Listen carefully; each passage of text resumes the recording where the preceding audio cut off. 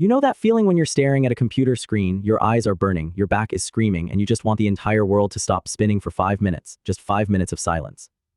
But it never happens, the world keeps turning, the emails keep coming, and the boss keeps talking. Oh man, does the boss keep talking. Let me introduce you to a guy who knows that feeling way too well. Meet Meng-Su, and right now, he is living the absolute dream if your dream is being a corporate slave in a soul-crushing office cubicle.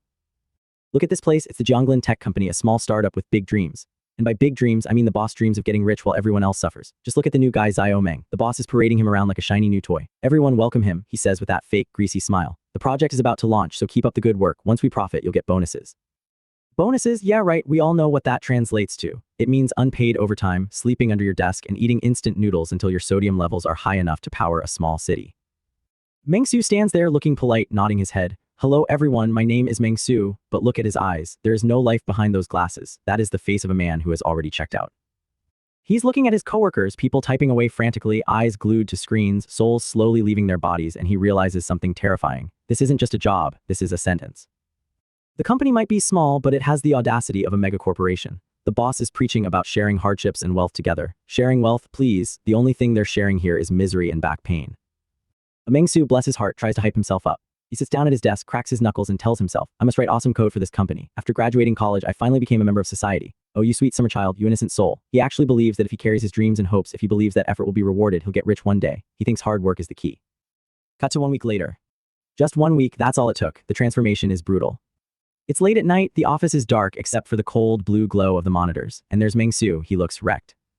His hair is a mess, his posture is slumped, and he's frantically typing lines of code that probably don't even make sense anymore. Click-clack, click-clack, the sound of the keyboard is the only thing keeping him awake. He's chugging energy drinks like water. There's a can on the desk, probably his third one tonight. In just 7 days, he went from a hopeful human being to a corporate zombie. He's been crushed by reality. He's realized the harsh truth that they don't teach you in school, effort brings nothing. Even if you work hard, even if you give it your all, eventually, you still can't escape poverty. He's staring at the screen and the despair is setting in. It's heavy, it's suffocating. He grips the mouse, his knuckles turning white. He's typing, but his mind is screaming. Why hasn't the world ended yet? He mutters it under his breath. It's not just a complaint, it's a genuine wish. He wants it all to just stop. He leans back in his chair, staring up at the ceiling, completely drained. Forget it, he sighs. No point in thinking so much. Sleep. I have to wake up tomorrow to be exploited again. That resignation is heartbreaking, isn't it? The acceptance that his life is just fuel for someone else's engine. He closes his eyes, ready to pass out in his chair. But then fate decides to answer, and it doesn't answer with a whisper, it answers with a notification bell. Ding. Some people are born in Rome, he thinks, cynical and bitter. Others are born as mules. Unfortunately, I'm the latter. I really hope when I open my eyes tomorrow, this dumb world gets blown up by aliens. And right as that thought crosses his mind, Yahello, a strange, digital sound ripples through the air. A holographic interface materializes right in front of his face. You have activated the perfect life system. Meng-Su snaps awake. What was that sound? He looks around, confused. Floating in the air, glowing with gold and blue light, is a status screen. It's like something out of a video game. Host Emi and Jisoo. Job intern clerk stats. Spirit 6 constitution 8 strength 7 agility 10. He stares at it. Unallocated attribute points 0. Unallocated skill points 0. The text scrolls across his vision. Welcome to the perfect life system. Here you will experience countless perfect lives. Meng-Su blinks, he rubs his eyes, he looks again, it's still there. He sees code running in the background of his vision. This is a system? A grin starts to spread across his face. A wicked, manic grin. If you've read any web novels, you know exactly what this means. This is the golden ticket. This is the escape hatch. Overtime, screw overtime, he shouts, slamming his hand on the desk. Boss, screw the boss. He stands up, throwing his arms out wide, laughing like a maniac in the empty office. I'm free now. He kicks his chair back. He knocks his energy drink over. He doesn't care. He is done. He is the protagonist now. But remember what I said about fate? Fate has a twisted sense of humor. Because at the exact moment Meng-Su celebrates his newfound freedom, the world decides to grant his other wish. Boom, a massive explosion rocks the building. The windows rattle.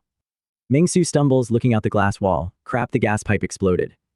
But it's not just a gas pipe. Oh no, he looks down at the street below and the scene is straight out of a nightmare. Fire is consuming the city. Cars are smashed into each other. Thick black smoke is choking the sky, but that's not the worst part. The people down on the street, it's absolute chaos. People are running, screaming, falling over each other. And there are things chasing them, human-shaped things. We see a woman on the ground, terrified, crawling away. Another figure lunges at her, eyes glowing red, mouth wide open, teeth gnashing. It bites down. Chaos, madness, it's an infection event, it's an outbreak.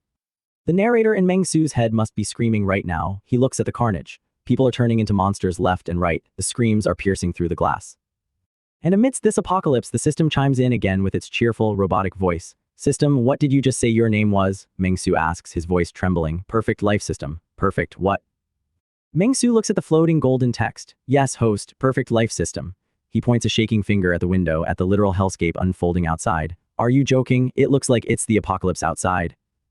The irony is so thick you could cut it with a knife. He finally gets a system that promises a perfect life and the world immediately ends. It's like winning the lottery on the day the currency collapses. But then Mengsu's expression changes, the shock fades, a dark, twisted amusement takes over. He starts to laugh, not a happy laugh, a jagged, broken laugh. Fine, he smirks, the shadows covering his eyes. If the world wants to end, let it end. He walks to the door of the office. He needs to assess the situation. He peeks through the glass of the office door into the hallway.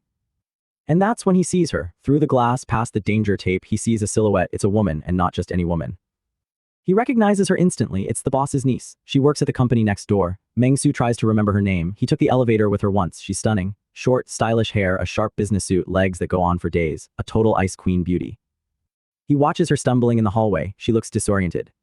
Suddenly, wham, she slams her hand against the glass, but something is wrong. Her skin is pale, grayish, veins are bulging. And then she lifts her head. Oh no, one of her eyes is completely red, blood red, glowing with a feral hunger. The other side of her face is cracked, dark veins spreading like a spiderweb. She's turning, she's infected. Mengsu flinches. Pretend I didn't say anything, he whispers, ready to back away. But the system has absolutely zero chill. Ding, a new window pops up bright and cheerful, completely ignoring the fact that there is a flesh-eating monster 3 feet away. A perfect day starts with flirting. See that beauty over there, Geo? Talk to her and you'll gain a perfect romantic encounter. Mission, flirt with the beauty. Reward, +1 attribute point, gain 1 romantic partner. Mengsu stares at the screen. He looks at the zombie pounding on the glass. He looks back at the screen. You seem serious, he mutters. This system is insane. The world is ending, the neighbors are eating each other, and the system wants him to play dating simulator. But then again, Mengsu is a gamer. He knows how this works. You don't ignore the main quest. And honestly, staying in the office with no food or water won't help him survive. Since the system issued a mission, he has to go out eventually. May as well test it now. He takes a deep breath. He adjusts his glasses. He grabs a heavy water jug, just in case the date goes south, and he unlocks the door. Click. He steps out. The boss's niece, let's call her the beauty, whips her head around. She sees him. Now a normal person would run. A normal person would scream. But Mengsu, he bows politely. Miss, I am Mengsu from Jianglan Tech Company. Can I make friends with you? The beauty doesn't answer. Instead, she lets out a guttural growl and lunges at him. She's fast. She throws a high kick that smashes into the wall right where his head was a second ago. Whoosh, Mengsu ducks just in time. If you don't answer, I'll take that as a yes, he yells, sweat pouring down his face. This isn't flirting, this is a fight for survival. She spins around, her movements jerky but powerful. She claws at him, her nails tearing through the air. Mengsu is dodging for his life, slipping past her attacks by mere inches. He scrambles back toward the office door. Okay, nice meeting you, let's do this again, never. She screams a horrifying, inhuman shriek, rah, and dives for him, mouth wide open, ready to tear his throat out. Mengsu creates distance, slipping back inside the glass door. He grabs the handle.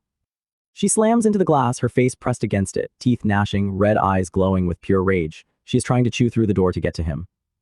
Mengsu leans against the glass from the safety of the inside, looking her dead in the eye. He forces a smile, a terrified, awkward smile. That counts as flirting, right? The silence stretches for a second. The zombie is scratching at the glass.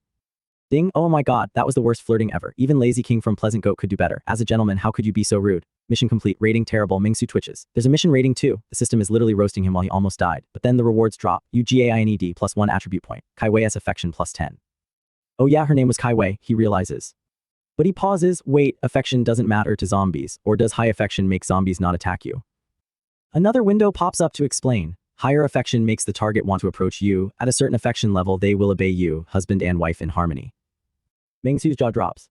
Great, zombies will want to approach me, so they can bite me faster. But then he reads the last part again. Control zombies, my girlfriend is a zombie. He pushes his glasses up his nose. A strange realization hits him. If he can control the infected, if he can raise their affection, he isn't just surviving. He's building an army. He's building a harem of the undead. Why is there no beginner guide? He shouts at the ceiling, frustrated, but he calms down. He looks at his stats again. He has that one glorious attribute point. He feels weak, his body is frail from all those late nights and instant noodles. If he wants to survive this apocalypse, he needs raw power. Fine, he sighs, dragging a hand through his messy hair. So I have to figure it out myself, heh, okay? A sharp, dangerous light returns to his eyes. He's done being the victim. System, add the point of strength. Whoosh, energy surges through him, it's electric. He feels his muscles tighten, his blood pump faster. It's like a jolt of pure adrenaline, but permanent. Point added successfully. Current strength, 11. He clenches his fist, the air crackles around him. A blue aura flares up from his hand. He feels powerful. For the first time in his life, he feels like he can actually crush something other than a bug. He looks at his reflection in the dark window. The fear is gone, the exhaustion is gone. He grins, and this time it's the grin of a predator. Apocalypse, he whispers, his voice low and full of hype. Here I come. Okay, did you see that? Talk about the worst first date in history. He literally slam-doored his future girlfriend. But seriously, that system is hilarious, roasting him while he fights for his life. And the implication that he can control zombies with affection, that is a game changer. He's going to be the zombie king. What do you guys think? Is Kai Wei going to be his first soldier or his biggest problem? Let me know in the comments. Listen, in a world gone completely to hell, you'd think the biggest worry on your mind would be finding food, water, or maybe just a safe place to hide, right? You'd think the priority would be avoiding the snarling, flesh-hungry monsters roaming the streets. But for our protagonist, things are a little different. We are dropping straight into the chaos. The city is in ruins. Skyscrapers that once held thousands of people are now just towering tombstones against a gray, stormy sky. The streets, they're a mess of twisted metal and debris. It's the end of the world as we know it. But inside one of these high-rise office buildings, the game has changed. Meet Meng Su. He's standing in the dim light of his office, surrounded by the clutter of a life that used to matter: files, computers, water cooler jugs. But he's not panicking, he's not cowering under a desk. He's holding a small bottle of dark liquid, looking at it like it's liquid gold, because for him, this isn't just an apocalypse, it's a system. He takes a swig, down the hatch. Meng Su wipes his mouth, his eyes glowing with a sudden intensity. He speaks to the empty room, or maybe to himself, his voice steady but laced with adrenaline. He says when living in the apocalypse, attributes like spirit, constitution, strength, and agility are all important. But for me right now, nothing beats strength. He crushes the empty bottle in his hand. The plastic crumples like wet tissue paper. He looks at his own hand, flexing his fingers, feeling the surge of energy coursing through his veins. It's electric. It's undeniable. After adding strength, he whispers, I actually felt some kind of indescribable power flowing through me. This is the new reality. It's not about who has the biggest gun anymore. It's about who has the best stats. And Meng Su, he just leveled up. He scans the room. It's messy, sure. A few bottles of green tea, a large water jug, some snacks scattered on the desk. He sighs, looking at his haul. This is all the supplies I found. It's not much, a few days worth of food at best. But before he can even start planning his rationing strategy, a holographic window pops up in front of his face. A system notification. And folks, you are not going to believe what this system wants him to do. The golden text glows in the air. Trigger task. Clock in for work. I'm sorry, what? The world is ending. People are being turned into monsters outside and the system wants him to clock in. Meng Su looks at the time. It's 7:13 a.m. The deadline is 7:30 a.m. He has 17 minutes. 17 minutes to perform the most mundane corporate slave action imaginable in the middle of a zombie outbreak. The system mocks him with a cheerful message. A perfect life starts with getting promoted and a raise. Please clock in by 7:30 on time. Employees who clock in on time will be blessed by the goddess of luck and good fortune will come their way. Meng Su stares at the screen. You can practically hear the gears turning in his head. Is this a joke? Is the system trolling him? But then he looks at the reward. Plus 5 points. Plus his boss will take special notice of him, triggering extra opportunities. 5 points in this gamified hellscape. Points are currency. Points are power. He can't ignore it. But there's a catch. Of course there's a catch. Meng Su looks toward the office door. Through the frosted glass he can see a silhouette. It's a woman. Or it used to be. He grits his teeth. The time clock is outside the door. If I want to clock in, I have to get past Kai Wei. Kai Wei, a former colleague, probably someone he used to grab coffee with. Now, she's a wandering nightmare pacing the hallway waiting for anything with a pulse to walk out that door. The system, sensing his hesitation, updates the task status. Incomplete task, clock in for work. But then it offers a suggestion, a little optimization. The text shifts. OPTIMIZABLE task, flirt with beauty. Meng Su's eyes widen. Flirt with the zombie. A small note appears at the bottom. Tasks rated as terrible can be reevaluated if your performance does a complete turnaround in future attempts. You only get one chance. So let me get this straight. The plan is to walk out there, face a flesh-eating monster, and hit on her. This is insane. This is absolutely unhinged. But Meng Su, he's considering it. He looks at the two tasks, clock in, flirt. He wipes a bead of sweat from his forehead. These two tasks can be completed together, it seems. The man is actually going to do it. He's going to multitask his survival. But he's not stupid. He's not going out there in just his dress shirt and slacks. He starts grabbing supplies, not weapons, but office supplies. He grabs a stack of A4 printer paper. He grabs rolls of tape. He starts wrapping his arms. Layer after layer of paper secured tight with packing tape. It looks ridiculous. He looks like a budget mummy, but there's a logic to the madness. The most terrifying thing about zombies is their infectiousness, he thinks, tightening a roll of tape around his forearm. As long as I don't get scratched by her, I'm fine. Paper armor, it's brilliant in a desperate, low-budget kind of way. Teeth might pierce skin, but thick, compressed layers of paper, that's tough to chew through. He grabs a pair of scissors and tapes them to the end of a mop handle, a makeshift spear, a corporate gladiator ready for the arena. He stands up fully armored in his paper suit. He looks crazy, but he also looks ready. He grips his spear, he takes a deep breath, he looks at the door, he looks at the system window hovering beside him. Since you're called the perfect life system, he mutters, a smirk playing on his lips, I figure you wouldn't give me a death sentence. He unlocks the door, the click echoes loudly in the silent office. He pushes it open. Whoosh, he steps into the hallway and there she is. Kai Wei, her skin is pale, gray, and veined with dark corruption. Her clothes are torn. She turns toward him, her eyes glowing red, a guttural growl rising from her throat. She lunges. But Mengsu doesn't stab her, he doesn't run, he strikes a pose, a confident, suave pose. He shouts at the top of his lungs, pointing a finger right at the zombie's face. Kai Wei, I like you, will you date me? The silence that follows is deafening. Even the zombie seems to pause, confused by the sheer audacity of this human. Mengsu doesn't stop, he doubles down, he starts rambling, pouring his heart out like he's in a bad rom-com. I don't have a car or a house, but I'll work hard. If you're willing, we can pay off a mortgage together. He swings his spear around, not to attack, but to gesture dramatically. He's putting on a performance. I'll treat you to dinner tonight. Let's go to Wallace's downstairs. It's Crazy Thursday. The man is asking a zombie out on a date to a fast food joint. You cannot make this up. He thinks to himself, I'll throw in some cheesy pickup lines. Maybe that'll earn me extra points. Kai Wei, the zombie, stands there. She's staring at him. She's not attacking. She's just tilting her head. The system chimes in with a notification, and it is brutal. You're such a loser, talking so much on a first meeting. Your behavior is extremely rude. Kai Wei has formed a very bad impression of you. She's decided to post about you on Little Red Book. Kai Wei's favorability. Mengsu freezes, his jaw drops. He just got rejected by a zombie, and she's going to badmouth him on social media. What kind of apocalypse is this? He stands there bewildered. Okay, so that's how we're playing it.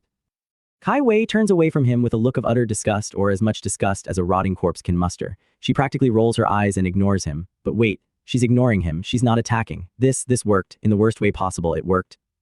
Suddenly, voices drift from down the hall. Behind another closed office door, two men are huddled together, peeking out through the crack. It's Manager Zhang and his lackey, Brother Liu. They're trembling in fear, but they heard everything. Manager, the lackey whispers, is that Xiao Ming's voice? Manager Zhang, a slick-looking guy with glasses and a goatee, looks absolutely baffled. What's he doing? Confessing to Kai Wei, but Kai Wei, isn't she already been turned? They watch in disbelief as Mengsu stands there unharmed. This, Manager Zhang stammered. Besides shock, what else can I say? He tries to rationalize it. Clock in for work, confessed to a zombie. Xiao Ming's gone crazy. I always thought he was a bit off, so this makes sense. But then the gears in Manager Zhang's selfish brain start turning. He frowned. But why isn't Kai Wei biting him? He realizes this is an opportunity. A golden opportunity to save his own skin. He grabs his lackey's shoulder. Hang on, I'm gonna call Mengsu over here. You think of a way to make some noise, got it? The lackey looks terrified. Listen to me, Zhang hisses, his eyes desperate and cruel. I guarantee we'll both get through this alive, okay? Back in the hallway, Mengsu is busy. He steps up to the biometric scanner on the wall. The little machine beeps. Clock in successful. He leans back against the wall, letting out a sigh of relief. He checks his watch. He made it with 3 minutes to spare. The system rewards him instantly. One mundane task of clocking in, and you successfully clocked in 3 minutes before the deadline, avoiding the penalty for being late. Task complete. Task rating, you're a normal person. Task reward, your boss takes extra notice of you. Points +5. Mengsu stares at the screen. Boss taking notice, it's the end of the world, who cares about the boss? He shakes his head. What's the point of points anyway? He opens the system shop. A holographic menu unfolds, displaying items for sale. There's a stack of cash. 5,000 points for 5,000 cash. Mengsu scoffs. Most valuable item, 5,000 cash /5 point. Useless item, energy drink /2 point. Compressed biscuits /2 points. He gets mad. A little cartoon avatar of him appears in his mind, raging with fire. Brother, it's the end of the world. Even if you gave me 5 billion, it'd be useless. Only an idiot would spend 5,000 points on cash. He closes the shop. He needs to focus. He looks down the hall. Kai Wei is still there, wandering aimlessly. She won't attack him right now because her favorability is so low she doesn't even want to touch him. It's hilarious, but it's safe. Kai Wei won't attack me, he thinks, but there should be plenty of other zombies in this building. Better head back to the office and think things through. He turns to go back to his safe room, but suddenly a door down the hall opens slightly. A head pops out. It's Manager Zhang. Xiao Meng, Zhang hisses loudly. Come here, come here. Mengsu stops. He looks at his boss. Zhang waves frantically. Xiao Meng, do me a favor. Go draw Kai Wei away from there. Mengsu raises an eyebrow. He stares at the man. Manager Zhang, Mengsu says, his voice flat. It's been one night. How'd you get so pathetic? Where's that strict tone from when you made me work overtime last night? He takes a step closer, his eyes narrowing. And what are you doing in the office next door anyway? Is this what your boss's favor looks like? He realizes something. The system said the boss would take extra notice of him. This is it. This is the notice being used as bait. Mengsu chuckles. It's a dark, dangerous sound. It's the apocalypse. More people means more strength. Let me see what trouble you're in, leader. He starts walking toward them, not away from the danger, but right toward the people trying to use him.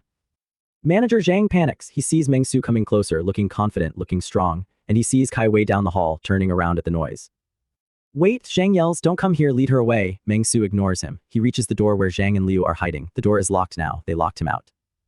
Mengsu smiles. He raises his fist. Boom, he punches the door. The wood splinters. The metal groans. Inside, Zhang and Liu jump back in terror. Is he actually insane? Zhang screams.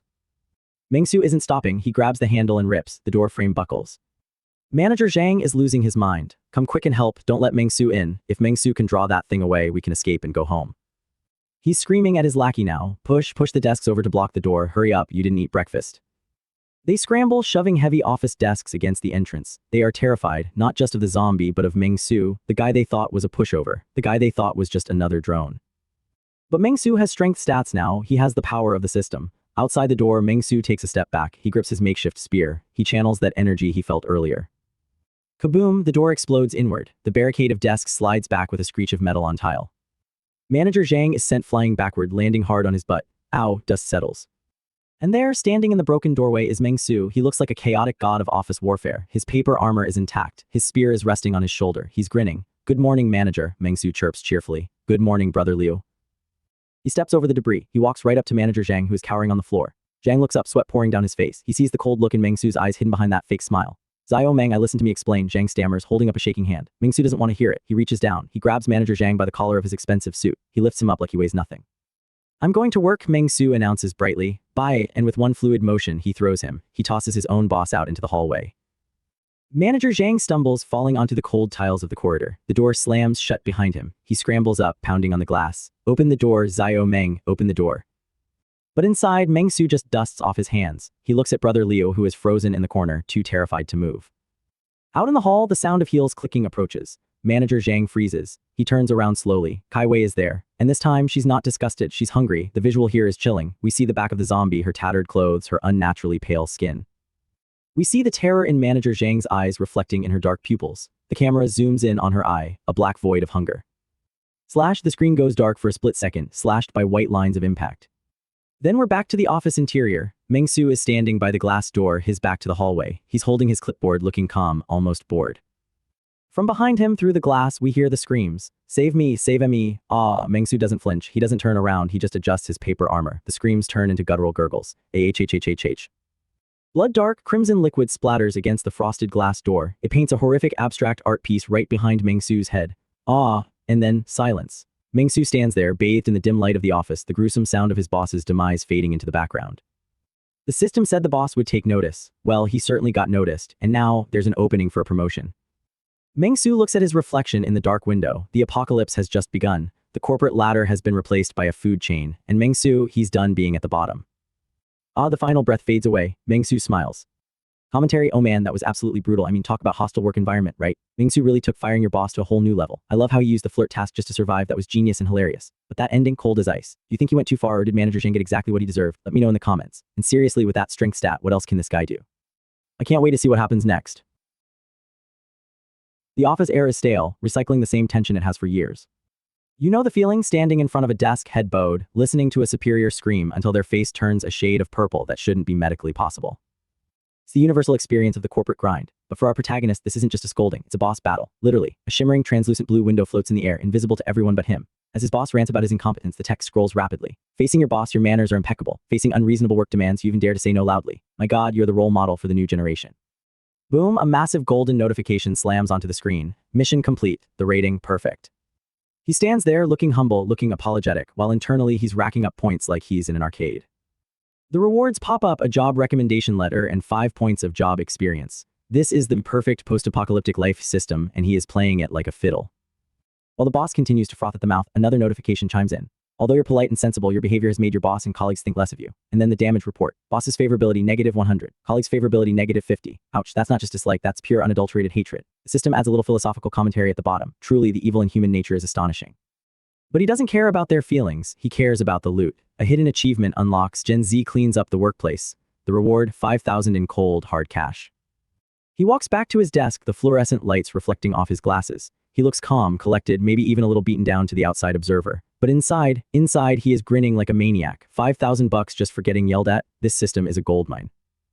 He's already plotting his next move. Maybe he should treat the boss to a barbecue, grease the wheels, mend the relationship, farm some more favorability points just to tank them again later for rewards. He holds a stack of cash in his hand, feeling the texture of the bills. As expected of the perfect life system, he thinks, his eyes gleaming with greed. Money's really easy to earn. He pockets the cash. Forget it, maybe it'll come in handy later. But the real prize isn't the cash, it's the item he just got. He taps the air, navigating the holographic interface that dominates his vision. Floating there, glowing with a soft, inviting aura, is an envelope icon. Job recommendation letter.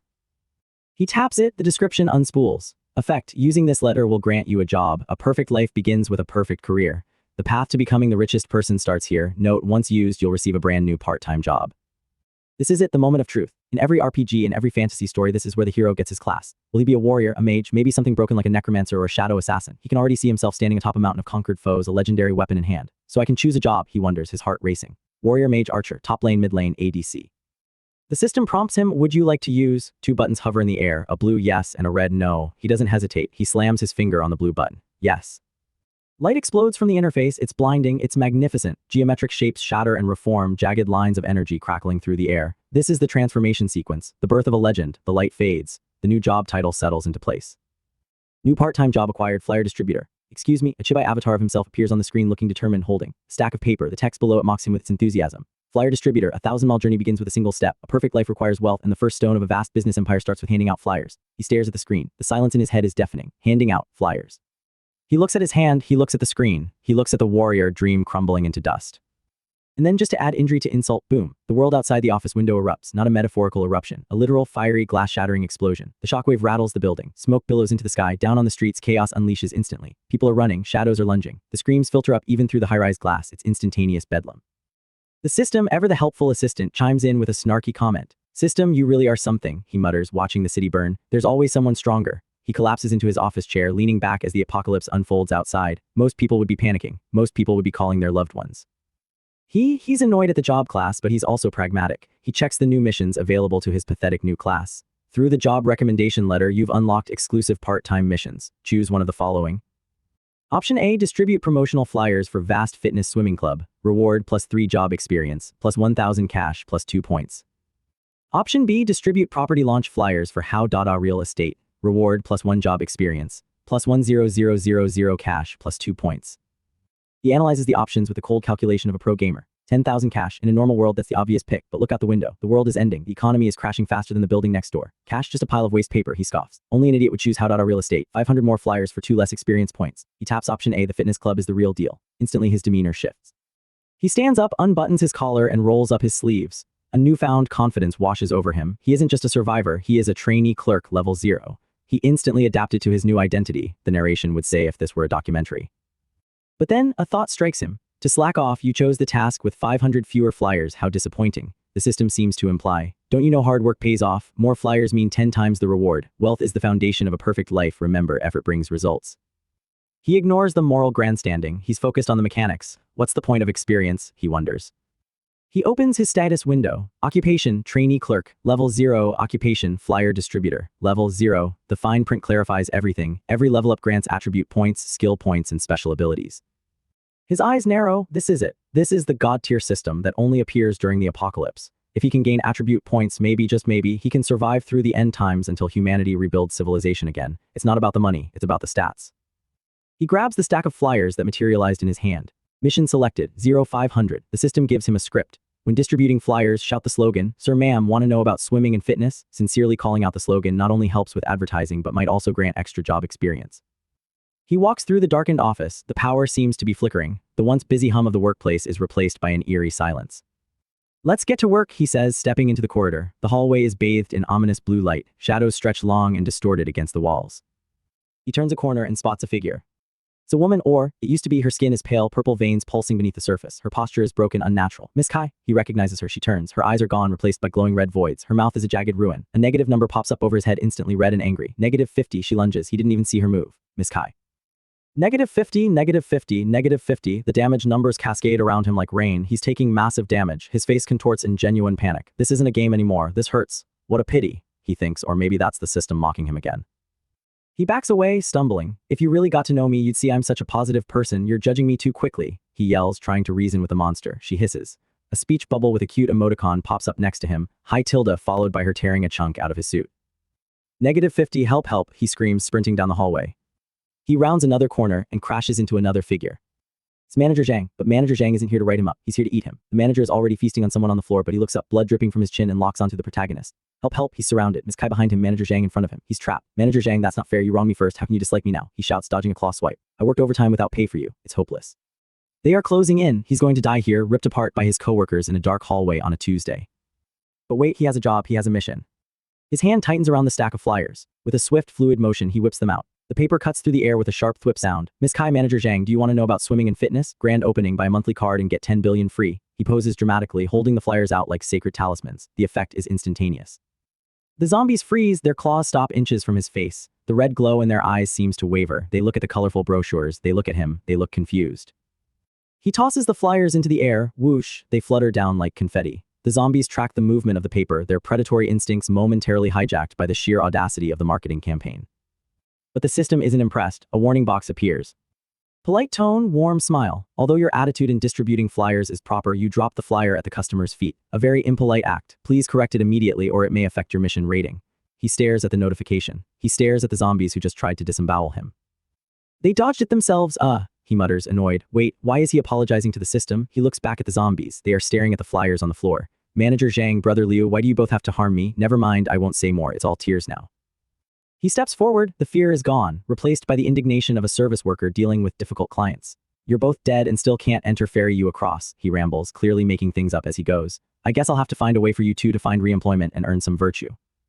He picks up the flyers. He walks right up to them. They hiss, but they don't attack. The job creates a buffer. As long as he is working, he is safe. Oh, Brother Liu, you can't. This job needs legs, he critiques the corpse on the floor. He turns to Manager Zhang. He shoves a flyer into the zombie's hand. I'll take you floor sweeping. This is insane. He is literally recruiting the undead. He pulls out his phone. The screen cracks are illuminated by the backlight. He scrolls through the news feed. There was news 6 days ago. The headline reads, all residents are advised to stay at home and avoid. The image shows a city in ruins, smoke rising, hordes of people, hordes of things filling the streets. What's happened to the world? Why has it become like this? The scene shifts elsewhere in the building in a locked room, maybe a bathroom or a storage closet. A woman is huddled in the corner. She is wearing a torn office uniform, her stockings ripped. She is trembling violently. Is this the apocalypse? She thinks, tears streaming down her face. The news said the symptoms only appeared in the pretty country last week, and yesterday there was just a crisis on the peninsula. How did it spread here so fast? She clutches her knees. She can hear the screams outside. She can hear the dragging footsteps. Is anyone coming to save me, please, please? Suddenly, boom, the door to her hiding spot shudders. Someone is kicking it.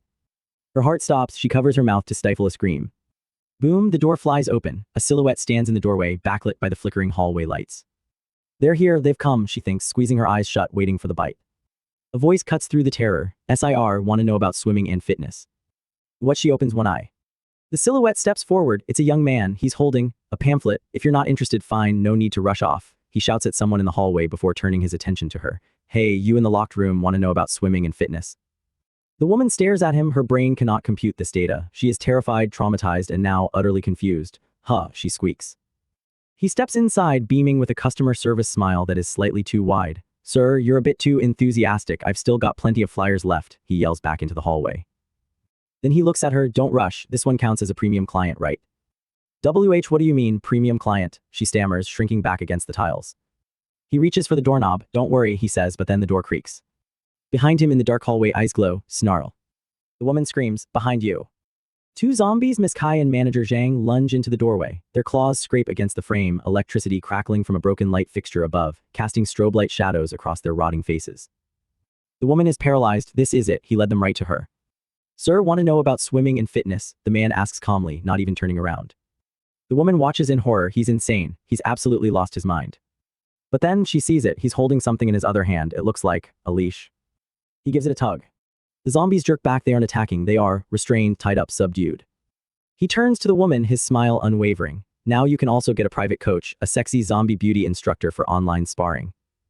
He gestures to Miss Kai, who is snarling and snapping at the air, but held firmly in place by whatever improvised rope he's managed to wrangle her with. Besides, you two should think about it, he says, addressing the zombies now. Even zombies need a competitive edge. If you learn to swim, you'll be one step ahead of the rest, which makes it easier to catch people, right? The woman's jaw drops. He is giving career advice to the undead. Think about it. If you don't work hard, you'll stay an ordinary zombie forever. He preaches, waving the flyer in Manager Zhang's face. Can't you dream a little? The dream of becoming the zombie king. Give me a hand. Join our fitness club now. First session free. He yanks the leash, pulling the zombies closer. They stumble, groaning, completely under his control. You two, I can see the red in your eyes. You're tempted, right? Then don't just stand there. Act now. Buy 5 sessions, get 1 free. The woman, still huddled on the floor, looks up at him. She looks at the zombies. She looks back at him. Mom, I think I'm hallucinating, she whispers to herself. She checks her phone. Maybe she's already infected. Maybe the fever has set in. Someone's walking zombies, Mom. She types a message, her fingers shaking. If I die, take these words as my last. I must have been trapped too long. I just saw Flyer Boy promoting swimming and fitness. To zombies, I don't know if I'm crazy or if the working class has finally snapped. She lowers the phone. The man is still there, haggling with the corpses about membership fees. The apocalypse has barely started, and he's already turned it into a side hustle. This isn't just survival, this is the grind. And for a flyer distributor level 0, business is absolutely booming. Alright, listen to this. The world has officially gone to hell. We are talking full-blown apocalypse, civilization collapsing, chaos in the streets. But inside this building, it's just another Tuesday for our guy here. Look at him. He is walking down the hallway with a swagger that screams Employee of the Month, but there is a tiny, massive detail that you cannot ignore. He isn't walking alone. Oh no, he's holding a leash, 2 leashes actually, and at the end of those ropes aren't cute little golden retrievers. They are zombies. Literal flesh-hungry, snarling zombies that used to be his coworkers. You have Manager Zhang and old Kai just dragging along behind him like reluctant pets. And our protagonist, he's not scared. He's not running for his life. He looks over his shoulder with this bored, slightly annoyed expression like they're just interns who forgot to bring him coffee. He tugs on the rope, tightening the slack and says, HMPH, you two are useless now. Can you believe the audacity? He's criticizing the performance of the undead, but then he does something genius. He explains his logic. He calls them his guide dogs. By keeping these 2 specific zombies close to him, he's using them to scout ahead and, get this, affect the agility of other zombies in the building. It's a strategy. He smirks, his eyes glowing with that gamer intuition. He says, in gaming terms, this is called positioning. Boom, there it is. This guy isn't just surviving, he is playing the system. He treats the end of the world like a massive RPG, and he is determined to min-max his way to the top. After dragging his team around, he finally takes a breather. He drops a plastic bag onto the floor with a heavy thud. It's filled with flyers. Yes, flyers. While the city burns outside, this man is worried about his distribution quota. He leans back against a desk, wiping sweat from his forehead, looking completely drained. He sighs, I've handed out over 200 flyers. Still have half left, let's take a break and continue. I mean, the dedication is inspiring, but also, dude, who are you advertising to? The zombies? But then, the magic happens. A holographic screen flickers to life in front of his eyes. The interface, it's the golden ticket in every apocalypse story. Let's look at his stats. We've got host Mengsu. His occupation, trainee clerk level 0, but look at the second job title. Flyer distributor level 0. He's got accumulated attribute points ready to spend. His stats are pretty average: spirit at 8, constitution at 8, strength at 11, and agility at 10. Nothing god tier yet, but he sees that glowing notification can level up. He stares at the screen and you can see the wheels turning in his head. He says, I want to level up the very promising profession of flyer distributor. I love the sarcasm, promising, really, but he commits. He taps the button with his finger and whoosh. Golden light explodes around him. The system confirms it. Level up successful. Your flyer distributor profession has leveled up from level 0 to level 1. And the description? It's hilarious. The system essentially tells him, congratulations, as a flyer distributor, you work in extreme weather year-round. Therefore, you have developed a good mentality, a physique that doesn't fear weather and swift speed. It's basically saying, your terrible job gave you superpowers. Mengsu feels the power surging through him. He throws his arms out, basking in the glow. He gains plus 0.5 agility, plus 0.5 constitution, and plus 1 spirit. But the real prize, he unlocks a professional skill. It's called Read People. He scratches his head. Read People, what kind of skill is that? The system elaborates. The saying goes, keep your eyes and ears open. A perfect life requires social skills. Basically, this skill lets him discern a target's current primary profession and view their profession level. The catch, if the target's level is too high compared to his, he can't see anything. Mengsu is a bit underwhelmed. He sits there, legs crossed, pouting a bit like a kid who got socks for Christmas instead of a PS5. It's just a reconnaissance skill, he grumbles. Why call it Read People? I thought it was some kind of god-tier ability. He stands up, stretching his limbs. The new stats make him feel lighter, sharper. This feels great, he admits. He walks over to the window, leaning casually against the glass to look at the world outside. And folks, the contrast is chilling. Outside that glass, it is pure nightmare fuel. The city is in ruins. Skyscrapers are belching black smoke into the sky. Debris is scattered everywhere. In the reflection of the window, you can see Mengsu just watching it all, completely detached. Suddenly, screech, bam, a helicopter spirals out of control and slams into a nearby building. An explosion erupts, a massive fireball consuming the structure. You can hear the distant screams, don't come near me, help. The chaos is overwhelming. Zombies are swarming the streets like ants. Mengsu looks down from his high-rise view, scanning the carnage. He estimates there are 2,000 or 3,000 zombies just in the street below, but inside the building, maybe 100. And his conclusion, is he worried about safety? Is he worried about humanity? No, he strokes his chin and thinks, under these circumstances, the zombies inside the building are more than enough to meet my flyer distribution task quota. This guy is unbelievable. A helicopter just exploded, people are dying, and he's doing the math on his flyer route. His priorities are so broken that they've circled back around to being genius. He figures, if nothing unexpected happens, I shouldn't need to go to the street to complete the task. He walks back to his 2 captive zombies, Manager Zhang and Miss Kai. He looks at them with genuine disappointment, not fear, just the disappointment of a manager whose team missed a deadline. A status box pops up over the male zombie, Manager Zhang. Occupation zombie, level 0, favorability, minus 100, negative 100. That zombie hates him with every rotting fiber of its being. Mengsu sighs, shaking his head. Manager Zhang, Miss Kai, I've given you my all. Every time I go out, I bring you along, and your favorability toward me is still negative. I'm so disappointed. He steps closer, staring them down. The zombies hiss and snap at him, straining against their invisible limits. Mengsu snaps his fingers, a light bulb going off over his head. Whatever, he says dismissively. Talking to you two is pointless. I don't think I've given you 2 flyers yet. This is it, the ultimate sales pitch. He grabs a stack of colorful flyers. His eyes start to glow red. A menacing, predatory aura surrounds him. It's like he's channeling the dark energy of 1,000 aggressive telemarketers. He holds out the glossy paper, looming over them with a dark smile. Miss Kai, manager Zhang, interested in swimming and fitness? The atmosphere shifts. It's terrifying and hilarious. He's pushing a gym membership on the undead. Friends get a 20% discount, he growls, stepping closer. If you don't buy, I'll give you a bone-breaking discount instead.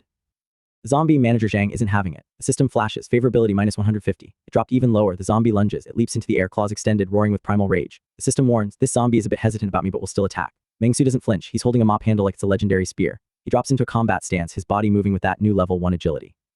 The zombie flies at him, dark energy trailing from its claws. Mengsu sidesteps, swish, he thrusts the mop handle forward with pinpoint precision. Whack, he catches the zombie midair, slamming it down. He spins, using the momentum to drive the makeshift weapon right into the creature. Here's a flyer for you, he shouts, and thwack, he literally pins the zombie to the floor and slaps a flyer onto its back. Read people, he commands, activating his skill. A pulse of energy ripples out. He looks at the defeated zombie, then at the other one, and then glances toward the glass door leading to the hallway. He sees another zombie wandering outside. He tries to use the skill on it. Huh? Mengsu pauses. A question mark pops up. What does this mean? Why don't they have a favorability option displayed? Could it be because they're not connected to any system-issued tasks? He analyzes the situation. His eyes narrow. Kai Wei and manager Zhang both have levels, he notes, looking at his guide dogs, which means there must be zombies with levels higher than 0 outside. This is a crucial realization. Not all zombies are created equal. His former colleagues are special, likely because he has a direct connection to them, or maybe the office environment preserves some of their status. But the ones outside, they're wild cards. The fight is over as quickly as it began. Mengsu is dusting off his hands. He looks at the messy room, the zombie lying on the floor with a flyer stuck to it, and he just goes back to work. He starts tying them up again. He's resecuring the knots on his mop handle leash. I clock in for work on time, he monologues to himself, sounding almost defensive. Do some flyer distribution part-time, enjoy chatting with you too, get along great with coworkers, and even give them back massages with homemade tools. He tightens the knot around the zombie's wrist. So I'm the normal one, don't hate me so much. He stands up, giving the leash a test tug. The zombies groan. Whatever, he says, turning his back on the absurdity of it all. This world really is abnormal. He starts walking again, dragging his team behind him. Let's go, time to keep distributing flyers. Suddenly ping, a massive golden notification window slams into view, blocking his path. It's 1:30 p.m, lunch break is over, the system is unrelenting. Today the company seems a bit lax, the text reads. As an employee in the probation period, you must not forget the task your boss assigned you. Go to the 11th floor and discuss the underground parking situation with Supervisor Lin from Wongsing International. Task, negotiate with Supervisor Lin. Task reward +2 freely allocable professional experience +5,000 cash +3 points +1 freely allocable attribute point. Mengsu reads it and a slow, confident smile spreads across his face. Hey, Supervisor Lin, he muses. But then, the reality sets in. He looks down the dark, ominous corridor. The lights are flickering. Shadows stretch long and twisted across the walls. Silence hangs heavy, broken only by the distant groans of the infected. The confidence fades just a tiny bit. He grips his mop handle tighter. I'm a bit of a coward on my own, he whispers, admitting a rare moment of vulnerability. I'm afraid I can't handle Supervisor Lin alone. We don't know who or what Supervisor Lin is now, but if Manager Zhang is a level 0 zombie, a supervisor might be something much worse. A boss monster, perhaps. Mengsu looks back at his two chained companions. Manager Zhang in his tattered suit and Miss Kai in her torn office wear. They are snarling, mindless, and deadly. But to Mengsu, they are backup. So asking Kai Wei from the company next door and Manager Zhang from my department to come along, that's fine, right? The camera zooms in on his face. He gives a cheeky, cartoonish grin, looking straight at us. Colleagues should be harmonious and friendly like this. And with that twisted logic, he marches forward into the darkness, dragging his undead entourage toward the 11th floor to negotiate over parking spaces in the middle of the apocalypse. The world has gone completely upside down. Chaos reigns supreme. The streets are painted with the crimson remnants of what used to be a bustling civilization. But amidst the screaming, the burning, and the gnashing of teeth, there is one man who has decided that the apocalypse is no excuse for poor work ethic. Look at this absolute legend. While everyone else is running for their lives, he is literally walking through the depths of hell like he's on a casual Sunday stroll. But wait, look closer. He's not alone. He's dragging something behind him. Are those people? No, those are zombies. He has the undead on literal leashes. I have seen some crazy survival strategies in my time, but this takes the cake. He's got them tied up like unruly pets. This is Mengsu, and apparently for him, the end of the world is just another day at the office. The sheer audacity of this man. He's strutting through a dark, zombie-infested hallway, dragging two snarling monsters behind him, and he looks bored. Actually, no, he looks determined. He's got places to be, he's got deadlines. Clear a path, let's charge, he shouts, but he's not leading an army of soldiers, he's leading his undead captives. And then boom, he leaps into action. The hallway ahead is blocked by a massive, hulking zombie, veins bulging, eyes glowing with that terrifying crimson hunger. Does Mengsu hesitate? Does he tremble? Absolutely not. He winds up and whack, a devastating strike right to the face. The impact is insane. The force of the blow sends shockwaves through the corridor. The zombie didn't even see it coming. Mengsu is moving with the fluidity of a martial arts master, but he's fighting with the desperation of a guy who's late for a meeting. The zombie tries to counter, swiping with razor-sharp claws, but Mengsu is already gone, dodging, weaving, and smack, he unleashes another thunderous hit. This is incredible. He's treating these monsters like obstacles on an obstacle course. He's not fighting for survival, he's fighting for efficiency. He kicks the legs out from under another creature, sending it crashing to the floor with a bone-rattling thud. Down you go. It's brutal, it's fast, it's the kind of combat efficiency that makes you wonder what kind of job training this guy had.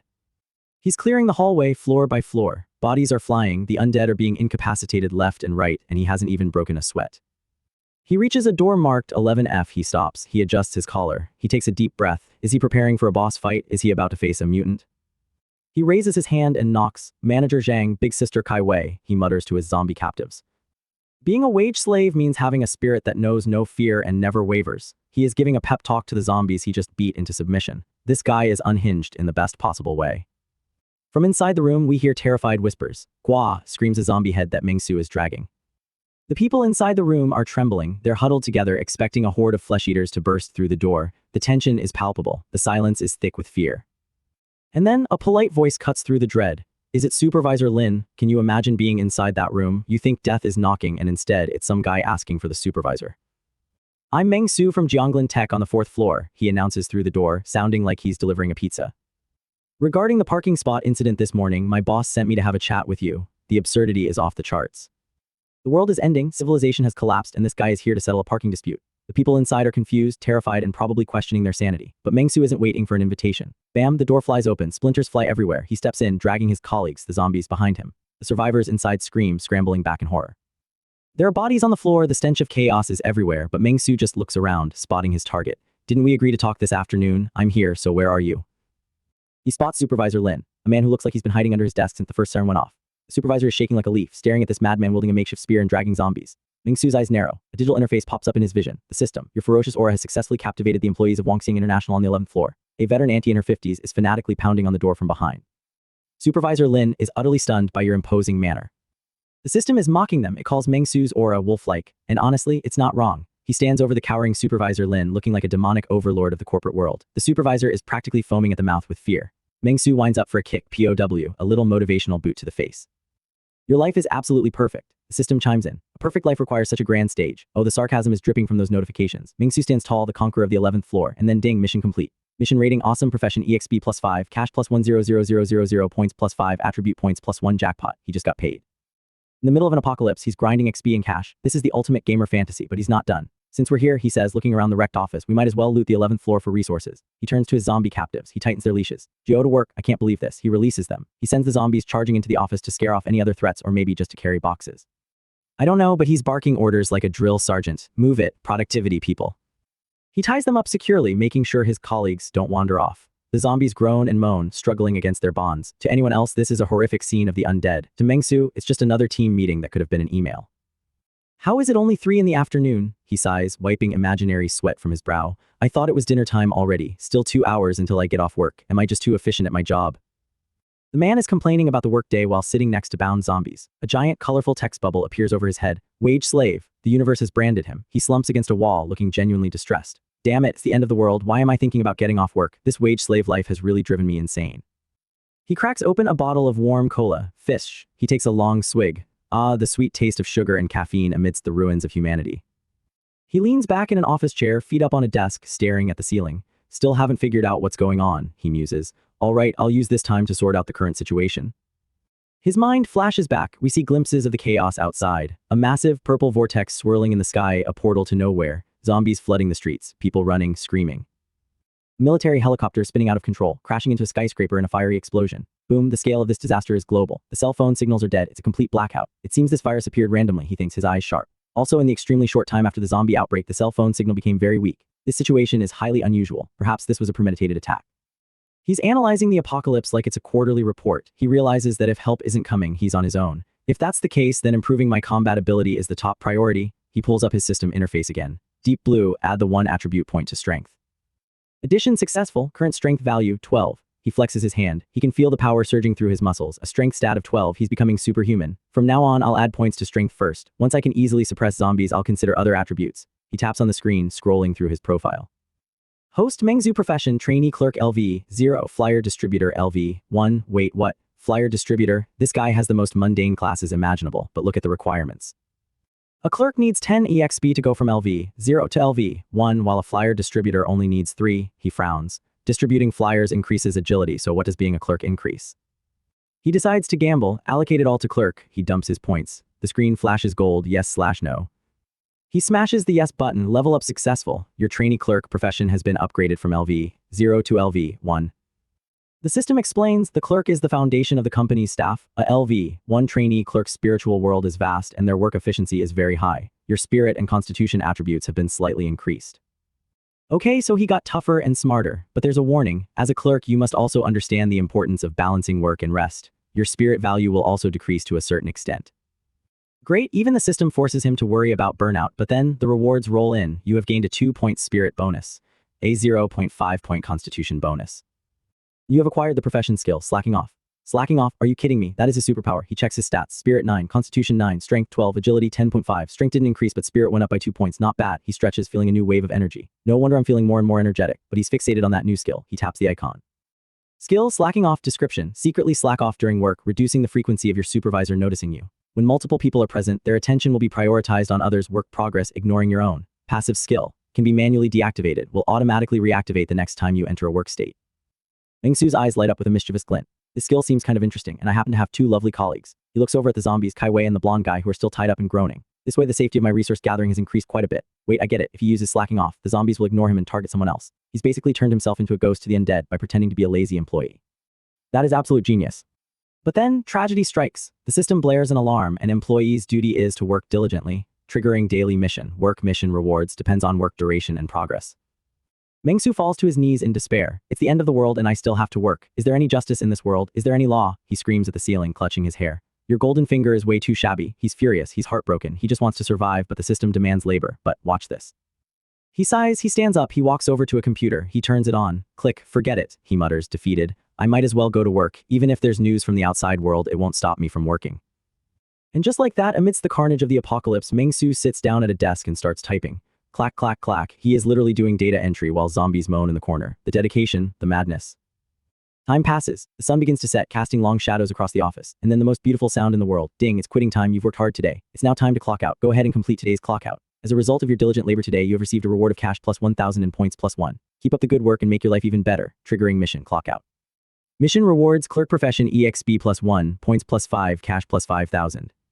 Yes, Mengsu throws his hands in the air, spinning in his chair. What a torturous and grueling day. He rushes to the fingerprint scanner on the wall. Beep. Clock out successful. He collapses against the wall, relieved, but then a stack of cash materializes in front of him. A thick, crisp brick of bills. What the hell is this cash even for? He wonders, picking it up. In a world where money is useless paper, why does the system give him cash? He opens the system shop, and there it is. You can use cash for the lottery. 10,000 a spin. The first 10 pull guarantees a special grand prize. Oh my god, it's a gacha mechanic. The universe really is a video game. Mengsu's eyes widen. He grins like a maniac. Talk about perfect timing. Pull, pull, pull. He slams his hand on the interface. Drawing, the screen swirls with colors. Lights flash. It's the dopamine hit we've all been waiting for. The items start popping out. Pop Master Kong Instant Noodles X4. Pop Hawawa Mineral Water X3. Pop 1 High-End Suit. Pop Wrench X1. Okay, mostly junk so far. Food and water are good, but he needs power. Come on, give him something legendary. The final orb spins. It glows gold. Boom.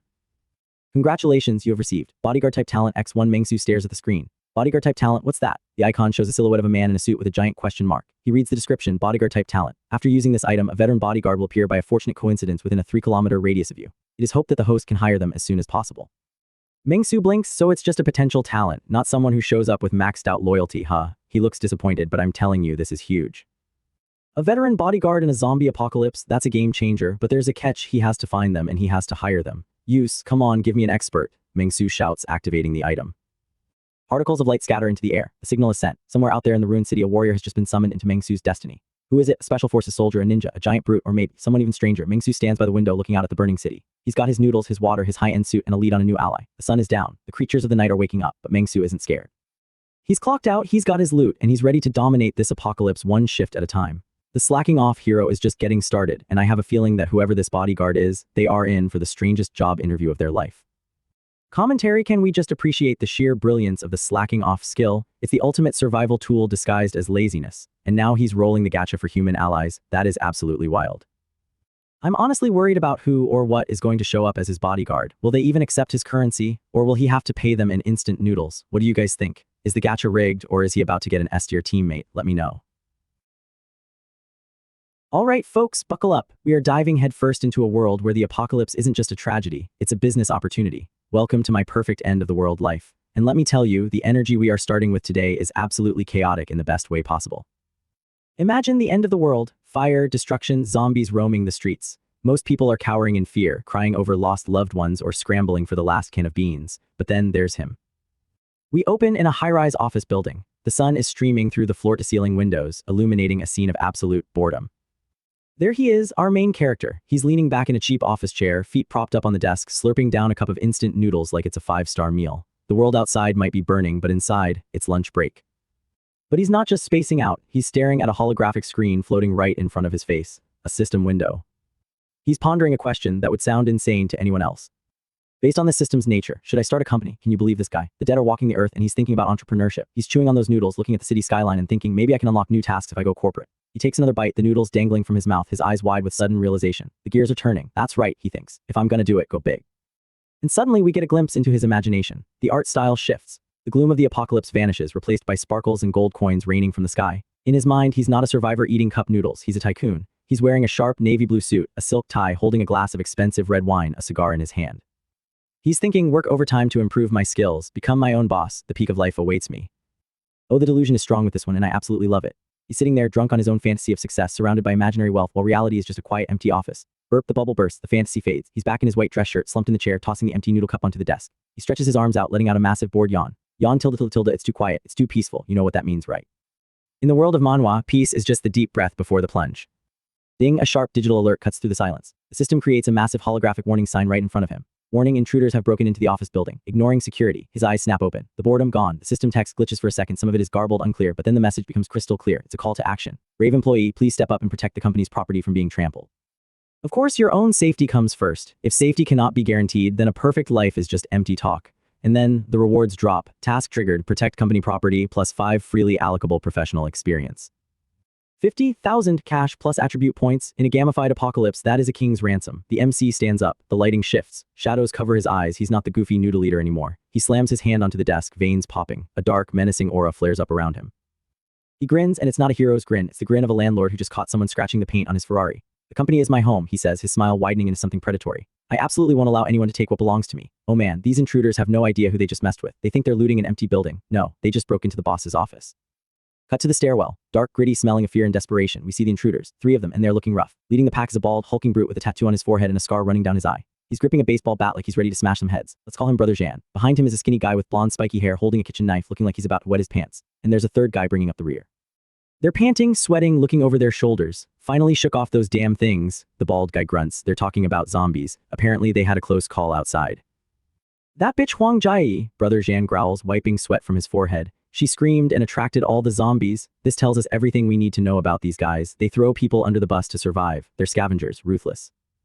The blonde guy is shaking. Brother Jan, what do we do next? Jan looks furious. Damn it, all the food was in that bastard Joe's backpack. We ran too fast and lost everything. So they're starving, they're desperate, and they're armed. That is a dangerous combination. Jan looks up the stairwell, his eyes narrowing. Search, see what we can use in this office building. The blonde guy points up, trying to act tough but failing miserably. You got it, bro. They start creeping up the stairs, but notice the dynamic here. The blonde guy, let's call him Blondie, is hesitating. He stops. He looks at Jan. You go first, Blondie says. Jan scoffs. He's clearly the alpha here, but he's also manipulative. Stop whining. I'm covering your rear. Aren't you grateful? Yeah, right. Covering the rear means I'm using you as a meat shield if something jumps out. But Blondie buys it, or at least he's too scared to argue. Okay, bro. Blondie grips the railing, taking slow, terrified steps upward. Cover the rear, my ass, he mutters under his breath, just saying nice things. He grips his knife tighter. His knuckles are white. Every shadow looks like a monster. He reaches a landing. He freezes. Freeze, Blondie stops dead. Why'd you stop again? Jan hisses from below. Blondie is trembling. I think I heard footsteps. Could it be zombies? Jan rolls his eyes. Bullshit zombies. If it were zombies, they would have rushed down by now after hearing us talk all this time. Jan pushes past him, confident, arrogant. Most likely there are survivors in this building. Let's go up and try our luck, maybe have some fun. Have some fun. You know exactly what that implies in a lawless world. These guys aren't just here for food. They're here to take whatever they want. Blondie gulps. Okay. They reach a door, the handle turns. Slowly, creak. Blondie peeks his head in first. He's expecting a dark room, maybe a lurking zombie, maybe a terrified survivor hiding under a desk. The door swings open. Boom, close up on Blondie's eye. It widens in pure shock. His pupil dilates, sweat pours down his face. What does he see? He sees a pristine, modern office, and standing right there, leaning casually against a desk, is a young man in a white shirt, our MC. He's holding a wrench in one hand, playing with a coil of thick wire in the other. He looks incredibly friendly, too friendly. "Hello there," the MC chirps. Blondie stumbles back, nearly dropping his knife. Gah, Jan steps up, pushing Blondie aside. He sizes up the MC instantly. And what does he see? He sees a skinny kid in a dress shirt. No armor, no guns, just a wrench. Jan relaxes, he laughs, a cruel, dismissive laugh. "Kid, how many people are upstairs? Got any food?" He's not asking, he's demanding. Blondie whispers to Jan, "Just one office worker, skinny as a beansprout." Ha! The tension in the room drops for them. They think they've hit the jackpot, an easy target. But watch the MC, he smiles, a bright, beaming, customer service smile. He closes his eyes in that happy anime way. "This is a private company," the MC says, his voice light and polite. "No trespassing, didn't the security guards downstairs stop you?" Jan looks confused. "Security guards, the world has ended. Is this kid crazy?" The MC continues, his expression shifting into a cute, chibi-style pout. He looks like a child throwing a tantrum. "Damn it, I need to file a complaint and switch property management companies." Jan and Blondie are staring at him like he's an alien. "According to the law," the MC says, wagging a finger, "you breaking in like this, cough cough, anyway, it's illegal." He points the wrench at them like a teacher scolding a student. "If you don't believe me, I'll go get lawyer Zhang Wei from the 13th floor to talk to you." This guy, he is trolling them so hard, he's threatening them with legal action during a zombie apocalypse. "I'll get my lawyer," he points to the exit. "Leave now while you still can, don't end up crying behind bars." For a second, there's silence. And then rage. Jan's face turns purple. Veins pop out on his bald head. Blondie looks insulted. "You don't know what it's like outside, do you?" Jan growls. His patience is gone. The nice guy act is over. He raises his bat. His eyes are full of malice. "Cut the crap, show us around, I'm hungry." This is it, the moment of truth. The predators have decided to eat the prey. But the prey just sighs. Sigh. The MC looks down at the floor, his expression darkens. The chibi face is gone, the polite smile is gone, the lighting shifts again. Shadows drape over his face, highlighting a sharp, dangerous jawline. His eyes open and they are cold, freezing cold. "Refusing a toast only to drink a forfeit," he mutters. "It's an old saying. It means, I gave you a chance to do this the easy way and you chose the hard way. Looks like it's time to show you two pieces of trash what I'm made of." Jan doesn't even hear the threat properly. He's barking orders. "Manager Zhang, Kaiwei, please move faster. Can't rely on security, I'm counting on you." Wait, who is he talking to? Is he talking to the intruders? No, he's talking to his staff. Suddenly, the MC flicks his wrist. The coil of wire he was holding, it's not just wire, it's a weapon. Swish. The wire lashes out like a viper. It wraps around something or someone. Blondie is standing next to Jan 1 second. The next second, yoink, Blondie vanishes, dragged into the darkness of the hallway with terrifying speed. He doesn't even have time to scream. Jan is still looking at the MC, swinging his bat, completely oblivious. "What are you staring at? Take him out first, there are more people upstairs." Jan turns to give an order to Blondie. "Ah, okay," but when he turns, there's no one there, just empty air. Huh, Jan looks down the hallway. He looks at the spot where Blondie was standing. "Don't blame me for this," a voice echoes from the darkness. "Life and death are fate, fortune and wealth are in," whoosh. From the shadows, the MC lunges. This isn't the beansprout office worker anymore. This is a predator. Jan barely has time to react. He sees the MC flying through the air, that heavy wrench raised high. Jan swings his bat, the MC dodges. It's a dance of death in the narrow corridor. The MC is fast, inhumanly fast. He weaves under the bat swing. He spins, crack, the wrench connects, not with a head but with a weapon deflecting a blow. Sparks fly. We see a montage of motion. The MC is a blur of white shirt and black trousers. He's using the environment, using his speed. And then silence. Jan is standing there, panting, sweat dripping down his nose. He looks terrified. On the floor, lying in a heap, is Blondie. He's out cold, or worse. There's a yellow star impact effect above him, classic cartoon knockout. Jan looks at the MC. The MC is standing tall, spinning the wrench on his finger like a gunslinger spinning a revolver. "Heaven?" the MC asks, mocking Jan's earlier confidence. "Right now I'm heaven." Boom, what a line. Jan grips his bat harder, his muscles tense. "You've got some skills," he admits, his voice shaking slightly. But he charges up, the aura around him turns red. He's going to use brute force. He's going to crush this skinny kid. The MC, he's calm, he's checking his fingernail, he's adjusting his grip on the wrench, and then he drops the weirdest fact of the fight. "Don't worry," the MC says, gesturing with the tool. "I dipped the wrench in iodine." Jan pauses. "What? I can disinfect while I fight," the MC explains, a helpful smile returning to his face. "Absolutely no risk of infection." "Are you kidding me?" He's beating them up with a wrench, but he made sure to sterilize it first so they don't get tetanus. The level of disrespect is astronomical. Jan's brain breaks, he can't comprehend this level of insanity. But then he sees it, behind the MC, walking out of the shadows. It's a woman, she's wearing a torn office uniform. Her skin is pale, grayish purple, her eyes are glowing red, her mouth is covered in, let's call it evidence of her last meal. It's a zombie, a female zombie, but she's not attacking the MC. Oh no, the MC is holding a leash, a literal leather leash, and the other end is attached to the zombie's neck. He's walking a zombie like a prized poodle. Jan's eyes bulge out of his skull. "Buddy," Jan stammers, stepping back, "you're asking for death." The MC grins, he looks at the camera, he looks at us, he points a thumb at himself. Finally got a chance to say that line. He's not crazy, he's just having the time of his life. He's got the system, he's got the skills, and he's got a zombie pet name. Well, we don't know her name yet, but she looks fierce. The scene freezes there. The MC looking cool as ice, wrench in hand, zombie on a leash. Jan looking like he just realized he walked into the wrong boss fight. This isn't a survival story for the MC. This is a playground, and school is in session. Scene end. Commentary. Can we just appreciate the sheer audacity of this man? "I dipped the wrench in iodine." Hygiene is important, people, even when you're knocking out looters. I honestly don't know who should be more scared, Brother Jan or the zombie on the leash. And did you see the rewards? 50,000 cash in an apocalypse. What is he gonna buy? The whole city. If this is just the beginning, this guy is going to own the wasteland by next week. So here's the question. Would you rather face a horde of zombies or one germ-conscious office worker with a pet monster? Let me know. I'll see you in the next part. The air is thick, heavy with the scent of iron and decay. The world as we knew it, gone, vaporized in a heartbeat, replaced by a nightmare where the dead walk and the living. Well, the living are just trying to survive the next 5 minutes without becoming a snack.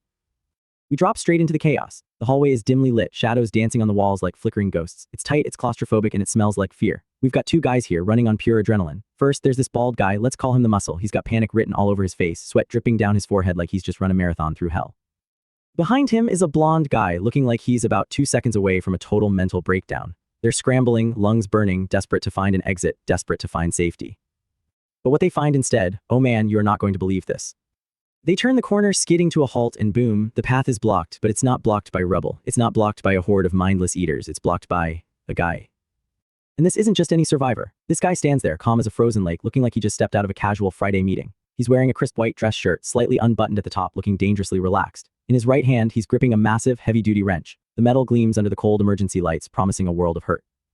But that's not the crazy part. No. The crazy part is what he's holding in his other hand. He's holding leashes, and on the end of those leashes, 2 zombies. I'm talking full-blown, red-eyed, gray-skinned, snarling zombies, a man in a tattered suit and a woman with blood-red eyes and ragged clothes. They aren't attacking him. They're straining against the ropes like poorly trained dogs waiting for a treat. The Muscle stares, his eyes bulging out of his head. He screams, holy crap, zombies. But our main character, let's call him the Wrench King for now, he doesn't flinch. He doesn't scream. He just stands there, radiating this terrifyingly cool aura. He looks at the 2 terrified runners with an expression that says, I am so done with your nonsense. The blonde guy behind the Muscle is trembling, peeking over his friend's shoulder. The visual is insane. You have the chaos of the apocalypse on one side, and then you have this guy acting like he's the hall monitor of the end times. The Wrench King tightens his grip on the wrench. He looks them dead in the eye and says, with complete seriousness, you're not allowed to leave, you must face legal consequences. Legal consequences? Are you kidding me? The world is ending, people are eating people, and this guy is talking about the law. The sheer absurdity of it hits the air like a brick. The Muscle and the blonde guy are frozen. They don't know how to process this. Is this a joke? Is this guy hallucinating? The Wrench King gestures to his pets, the 2 zombies straining at the leash. He introduces them like he's at a corporate mixer. Manager Zhang, he nods to the male zombie, then to the female one, Sister Kai Wei. He speaks with this eerie calm, forgot they're disgusted by me. I'm blocking the hallway so they don't even want to get near me. What kind of flex is that? The zombies are disgusted by me. That is a power move on a whole new level. He's implying he's something worse than them, something scarier. The Muscle, shaking off the initial shock, grips his own weapon, a wooden baseball bat. He steps forward, trying to make sense of the madness. Wait, bro, what are you doing? We need to run. He looks at the Wrench King, trying to find a shred of humanity in those dark eyes. Why aren't the zombies biting you? What the hell are you? This is the question of the hour, right? Is he immune? Is he a zombie whisperer? Is he just that unappealing to the undead palate?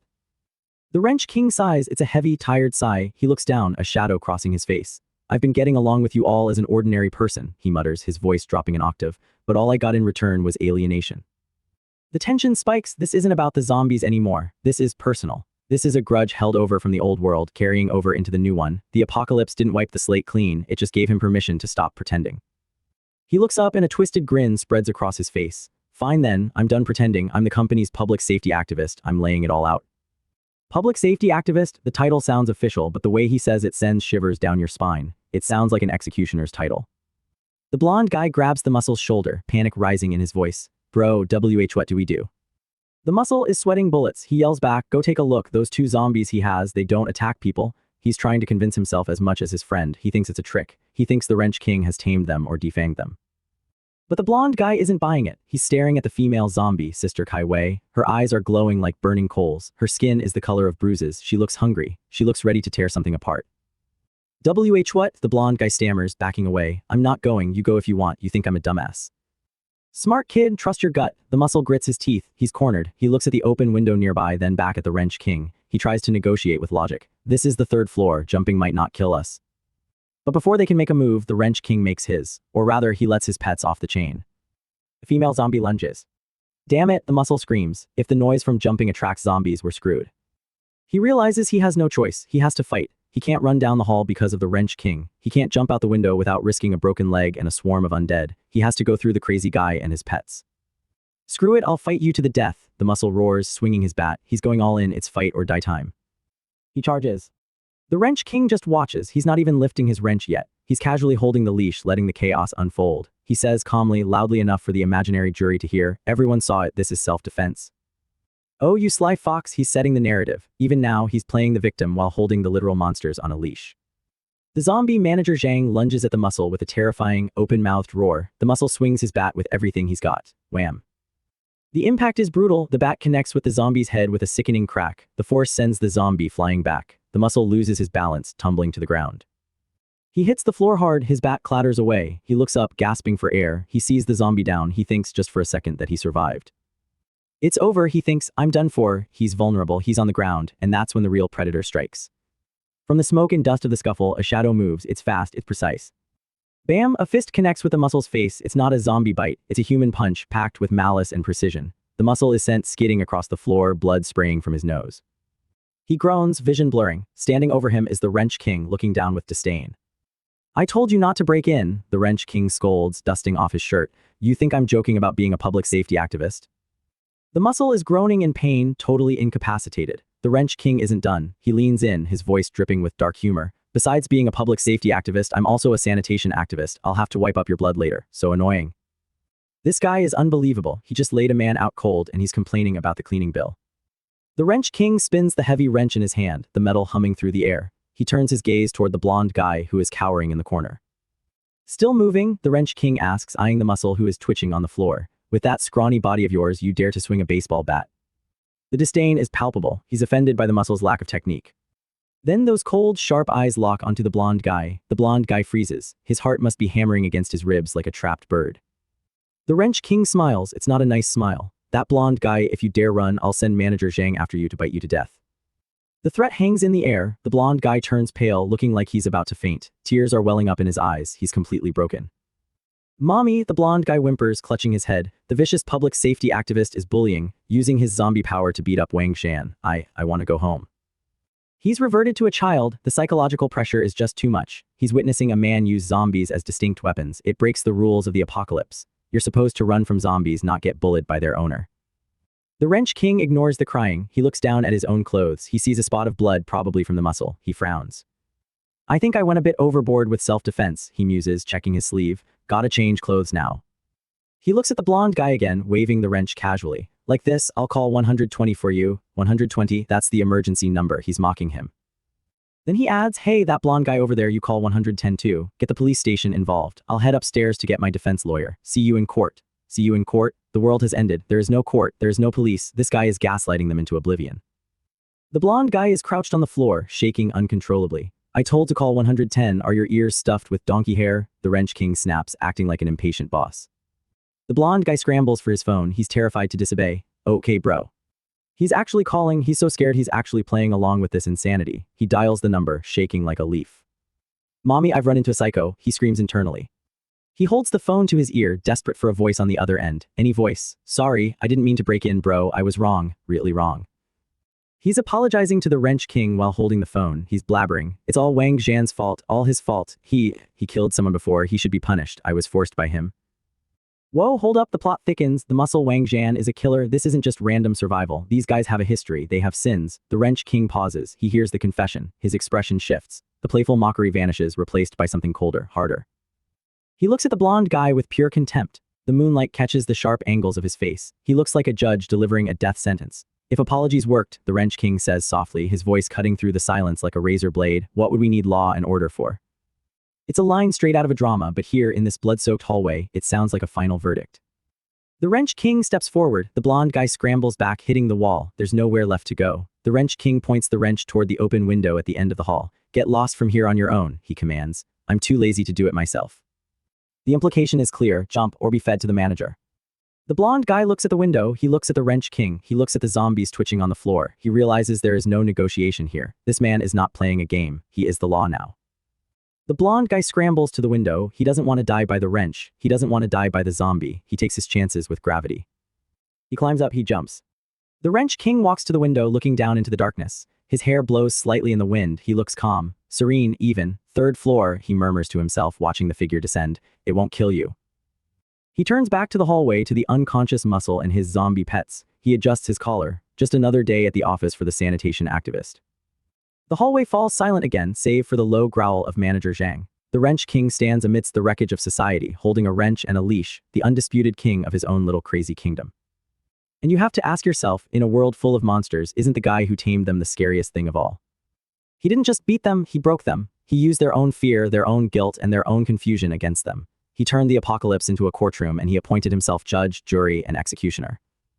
This is just the beginning. If this is how he handles intruders on day one, imagine what he's going to do when the real threats show up. This guy isn't surviving the end of the world, he's managing it, and God help anyone who gets a bad performance review. Okay, that was absolute madness. I mean, who puts a suit on a zombie and calls it manager? That is some next level psychological warfare right there. And the way he forced that guy to jump just by talking about legal consequences. Chilling. This MC is completely unhinged in the best way possible. Would you trust a guy like this to protect you, or would you run the other way? Let me know in the comments what you do if you ran into the sanitation activist. The ground rushes up to meet him. Gravity isn't just a suggestion, it's a law, and right now, it's enforcing a brutal penalty. The wind screams in his ears, a deafening roar that drowns out the chaos of the world above. He's falling, plummeting through the shattered remains of what used to be a civilized city. Glass shards dance around him like diamonds in the sunlight, reflecting the fires burning in the streets below. It's a terrifying, beautiful descent into hell. Crash. The impact is sickening. He slams into something hard, metal, concrete, the unforgiving reality of the apocalypse. Pain explodes through his body, a supernova of agony that threatens to black out his consciousness. He hits the ground, rolling, skidding, his body screaming in protest. Dust and debris billow up around him, choking the air. 5-5, the numbers on the floor are faded, barely visible through the grime. He's landed on the 5th floor. But of where? A shopping mall, an office complex. The sign nearby flickers with a dying neon buzz Pizza Hut. It's almost laughable. The world ends, but the branding remains. He lies there for a moment, staring up at the ceiling, gasping for air. Every breath feels like he's inhaling broken glass. His vision swims, blurring in and out of focus. Shadows loom over him, not just shadows. Creatures, their skin is gray, their eyes hollow and dead, their mouths twisted into eternal, hungry snarls. They shuffle closer, the sound of their dragging feet echoing in the silence. It's the sound of death approaching, slow and inevitable. But then the scene shifts. The dark, gritty reality of the monster-filled mall dissolves. The shadows retreat, the bloodstains vanish. The crumbling concrete smooths over into pristine, sterile office tiles. He's not on the floor anymore, he's standing. He's holding a stack of glossy papers. Grab some flyers, a voice commands, dripping with condescension. Then go talk with lawyer Zhang. That should be about it for today, right? Zhonglin blinks, the transition jarring. He's back in the office, back in the mundane nightmare that preceded the real one. He looks down at his hands. He's holding marketing pamphlets. Luxury living, the headline screams, your perfect future. The irony is thick enough to choke on. He's dressed in a white dress shirt, top button undone, sleeves rolled up. He looks tired. Not the exhaustion of fighting for survival, but the deep, soul-crushing fatigue of a corporate drone who knows his efforts are meaningless. And then the interface appears. It hovers in the air before him, a translucent golden window that only he can see. The system, it's like a video game HUD overlaid on reality, tracking his life like a stat sheet. But the stats are weird. Because you fed her, Kaiwei's impression of you has improved. Okay, that seems normal. You give someone food, they like you more. Basic human interaction. Favorability plus 20. Solid, he's making friends. But then comes the second line, the one that makes his eyebrows twitch. Because you fed her, manager Zhang Tao's current favorability is minus 60 points. Wait, what? The text glows ominously. Good interpersonal relationships are the starting point of a perfect life. Zhonglin stares at the screen, his brain trying to process the logic. He fed a female colleague. She was happy. Her manager Zhang hated it. He didn't just dislike it, his favorability plummeted into the negatives. Zhonglin's eyes narrow as he reads the fine print. Because you fed her. Suddenly, the realization hits him like a wet fish to the face. His face contorts into a mask of pure, baffled rage. He grips the flyers so hard they crinkle. Who told you to develop feelings for me? He screams internally, his thoughts racing. What the hell is going on? The chibi version of his inner self is flailing, surrounded by question marks and fire. Who the heck fed you? I'll eliminate them. He pieces it together. Manager Zhang isn't just a bad boss. He's a jealous, possessive creep who's angry that Zhonglin is being nice to Kaiwei. The favorability drop isn't about professional conduct. It's about petty romantic rivalry in the middle of a workspace. This won't do, Zhonglin thinks, rubbing his temples. The absurdity is too much. I need to have a good talk with Manager Zhang and Kaiwei and get them to calm down. The last thing I need is them liking me or hating me for no reason. He starts walking through the office. It's bustling. People are running around, papers are flying. It looks like a normal busy day, but there's an undercurrent of panic. Or maybe that's just Zhonglin's perception cracking. Another golden window pops up, blocking his path. Mission triggered, start a business. The text scrolls rapidly. As the saying goes, great towers are built from the ground up. A perfect life requires arduous struggle to achieve a perfect harvest. Working for others will never be as good as starting your own business. Respected host, if you truly need a perfect life, then try starting your own business. Zhonglin pauses. The system is basically telling him to quit. It's telling him that the corporate ladder is a scam and he needs to be his own boss. Mission reward, depending on the scale of the business, you can obtain freely distributable professional experience, skill points, attribute points, as well as some points in cash. And a final note at the bottom, note this is a long-term mission. The larger the company, the richer the rewards. He stands there, surrounded by the hum of office equipment and the chatter of colleagues, and considers it. Start a business. In this economy, well, considering the economy is about to be eaten by zombies, maybe the market is ripe for disruption. I just thought about starting a business a moment ago and you pop up with a related mission, Zhonglin mutters to the air. Are you using big data to monitor my life or something? Ignores the terrifying implications of an omniscient AI surveillance system and focuses on the opportunity. What kind of business? His mind wanders to food. Maybe I can find a spot outside to set up a stall and sell stir-fried beef noodles, he muses, a small smile playing on his lips. And maybe some giant bingyozi and egg-filled pancakes on the side. The image floats in his mind, him wearing an apron happily flipping pancakes while customers line up. It's peaceful, it's simple. Seems like a good option, he decides, his mood lifting instantly. A piece is never an option for long. Hey you, a voice barks out, shattering his culinary daydream. A man with slick-back green hair and a suit that costs more than Zhonglin's life stares him down. He's pointing an accusatory finger right in Zhonglin's face. Zombies don't eat this stuff anyway, right? Forget it, forget it. Wait, zombies, the illusion flickers again. The green-haired man, his skin is a little too pale. His eyes are a little too wild. Another system notification slams into view, glowing red this time. Mission triggered, a lesson. Mission requirement, defeat Wangxiang International Service Company. Defeat Wangxiang International in the rankings of Heking City's customer service industry. Reduce Wangxiang International staff by 50% and completely bankrupt the company. Let all of Heking City know that the emperor of the customer service industry has returned. Mission reward, distributable professional experience 100, attribute points 10, cash 100,000. Zhonglin stares at the mission parameters. Reduce staff by 50%, bankrupt the company. The system isn't asking for a resignation letter, it's asking for a hostile takeover. A violent hostile takeover. He looks at the green-haired man, Manager Zhang, and then at the woman standing next to him, Kai Wei. Zhonglin runs a hand through his hair, letting out a long, weary sigh. All right, he says, his voice dropping an octave. A dark, predatory smirk spreads across his face. You've laid it all out for me. The salesman mask slips, the subordinate persona evaporates, what's left is something dangerous. Step 1, he counts off on his fingers, his eyes gleaming with malicious intent. Knocks some sense into Manager Zhang and Kai Wei. He takes a step forward. Step 2, he continues, his stride lengthening, his confidence soaring. Go upstairs and reduce Wangxiang International staff by 60%, by which I mean layoffs. Layoffs, the word hangs in the air heavy with double meaning. In the corporate world, it means firing people. In Zhonglin's world, the world where the office is infested with the undead, it means something much more permanent. After all, he chuckles darkly, layoffs are one way to reduce staff. He walks past the glass doors of the office, the sign Wangxiang International gleaming above him. Geo. He moves with purpose now, he's not walking, he's hunting. He passes the reception desk. A zombie in a tattered suit lunges at him. Wham, Zhonglin doesn't even break stride. He produces a heavy metal wrench from somewhere. Maybe he keeps it in his back pocket for maintenance. He swings it with practiced ease. The heavy steel connects with the zombie's skull with a sickening crunch. The creature drops like a sack of potatoes. Another one comes at him from the left, a female zombie, maybe a former secretary. Her jaw snaps at his arm. Zhonglin spins, the wrench becoming a blur of motion. He strikes hard, precise, and brutal. There's no wasted energy. Every hit is a critical blow. He's treating this combat like a high-efficiency workflow. Identify target, engage, terminate contract. Next.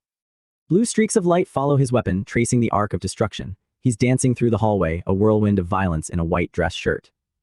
Zombies are flying, literally flying. The impact of his strikes sends them careening into walls, smashing through office dividers, tumbling over desks. Your performance is substandard. Smash, you're late for the meeting. Crack, your favorability is negative. Boom, he tears through the office, leaving a trail of downsized employees in his wake. The air is filled with the sounds of snarling monsters and the heavy rhythmic thud of steel meeting bone. He reaches the main floor. It's a slaughterhouse. But to Zhonglin, it's just a messy spreadsheet that needs cleaning up. He stands amidst the fallen, his chest heaving slightly. He wipes a spot of grime from his cheek. He looks around at the carnage. Still, that's over a dozen employees laid off, he thinks, doing the mental math. Considered buying a house this time, Hayadata Real Estate has yet again developed a new residential area. No need to worry about unfinished buildings or pre-sold properties. He's hallucinating his own sales pitch now. The adrenaline is mixing with his obsessive salesman persona. He picks up a dropped item, a small glowing orb, and pockets it. That's enough for today, he decides, checking his imaginary watch. There are too many employees next door. I'll deal with them after I level up in a few days. He turns and walks away from the pile of defeated zombies. He pushes open the heavy fire exit doors. All right, everyone, let's go. He steps into the stairwell. It's cooler here, darker. The sounds of the office fade behind the heavy door, replaced by the echoing silence of the concrete shaft. He descends the stairs, his footsteps clicking, echoing against the walls. He reaches a lower level, passing the entrance to a restroom. The door is slightly ajar. Silence. Then a sound, so hungry it's faint, a whisper. Zhonglin pauses, he tilts his head. Inside the restroom, huddled in the corner of a stall, is a woman. She's curled up into a tight ball, her arms wrapped around her legs. She's wearing a torn office uniform, her stockings ripped. She's trembling. On the floor next to her, empty wrappers. A crushed can. She's been here for a while. She hears the footsteps stop outside. She lifts her head, her eyes wide with fear and desperation. Tears streak her grime-covered face. Mr. Salesman, she whispers, her voice cracking. Why did you stop coming? She recognizes the footsteps, or maybe she's delirious. Come back, she cries out louder this time.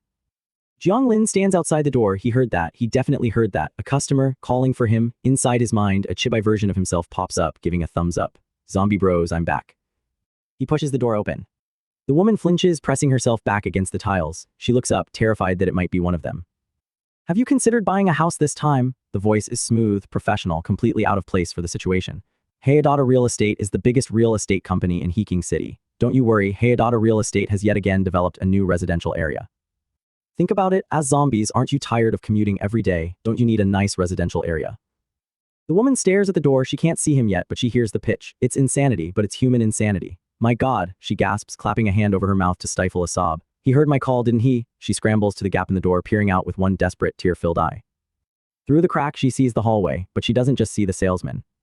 She sees shadows, dozens of them, zombies. They found him, or maybe they followed him. A horde of them is rushing down the corridor, their gray hands reaching out, their mouths gaping open. They're swarming toward the restroom, drawn by the noise. No, no, she whimpers. Her eyes lock onto the figure standing between her and the monsters. Don't do this to my idol, she screams internally. He's my only hope, the zombies lun.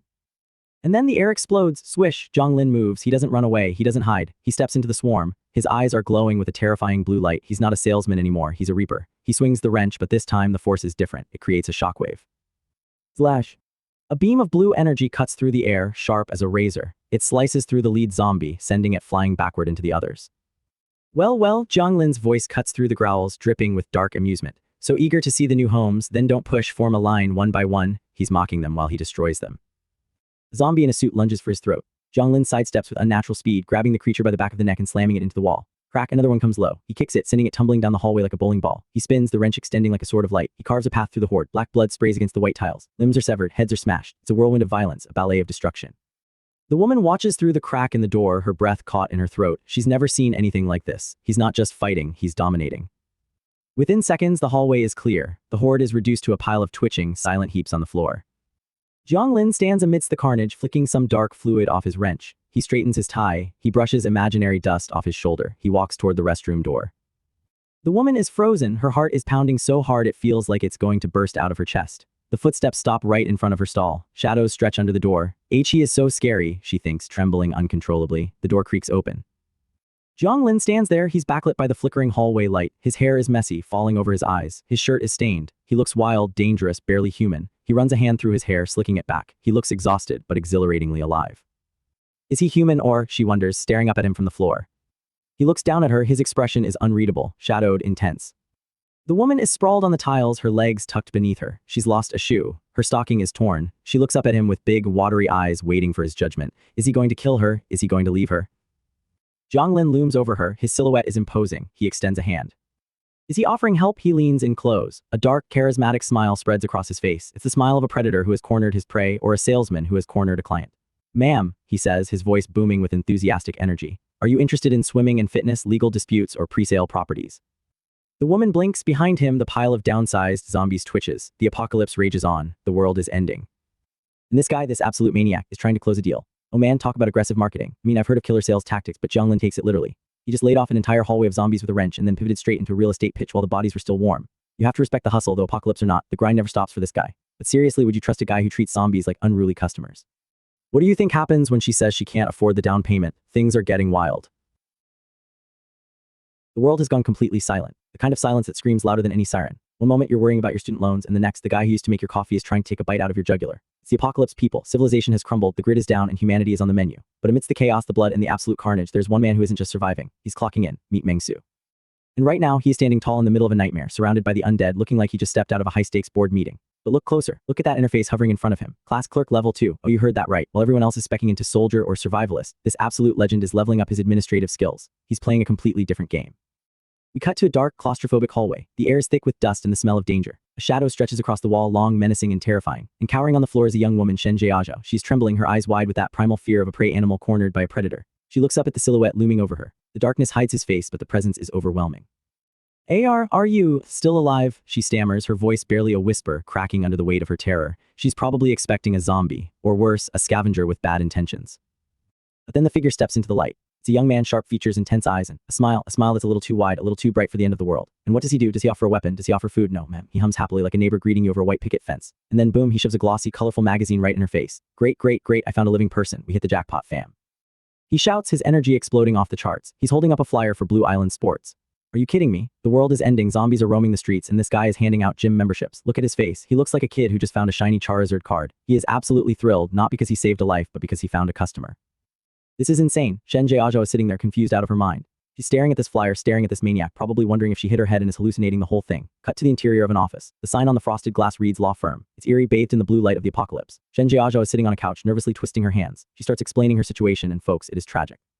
Hello, lawyer Zhang Wei. My name is Shen Jiaozhou. I'm 24 years old, a graduate of Madu University majoring in Chinese language and literature. She's giving her resume. She's treating this like a job interview because she doesn't know how else to react to this guy's corporate energy. She continues, tears welling up in her eyes. I came here to ask for legal advice. I have a friend. She pauses, the trauma hitting her hard. She, at work, suppressed by her boss, and the boss bit her. Oh man, that's not a workplace dispute, sweetheart. That is a zombie outbreak. But look at Meng-Su. He's sitting behind the desk, leaning back, listening intently. Behind him, two gruesome figures, zombies, actual zombies just chilling in the back like unpaid interns, and Mengsu, he starts laughing. Kekek, it starts as a low chuckle then erupts. Ichi. His eyes are glowing with a manic purple light. Shadows dance around him like they're alive. He reaches out a hand, his fingers splayed like claws, and for a second he looks more terrifying than the monsters outside. He leans over the desk, invading her personal space, his face twisted in a mask of pure, unadulterated chaos. Shen Jiaozhao grabs her head, shrinking away, screaming internally, "Mommy." She is terrified. She's realizing that maybe, just maybe, the guy controlling the zombies is scarier than the zombies themselves. She's thinking, how is he controlling them? Is he a necromancer, a psychic? The fear is paralyzing. Suddenly, Mengsu's demeanor snaps. The laughter stops. He leans in closer, his expression dead serious, almost annoyed. "No, seriously, speak up. Why are you staring at me? Is the answer written on my face or something? Is this the level of a Mada University grad? It feels worse than a vocational college." He's roasting her academic credentials. In the apocalypse, the audacity of this man is off the charts. He's waving a pen around, scolding her like a disappointed professor. "I'll speak," she squeaks, terrified of getting a bad performance review from a lunatic. She screams out the rest of her story, tears streaming down her face, mouth wide open in a panic. "I have a friend. She was at work," suppressed by her boss, and the boss bit her. While she's having a meltdown, a golden holographic window pops up in front of Mengsu. It's the system. The distributed flyer attracted a customer. You received cash plus 1,000, flyer distributor profession EXP plus 1, flyer distribution complete. Mission reward, profession EXP plus 1, cash plus 10,000, points plus 2.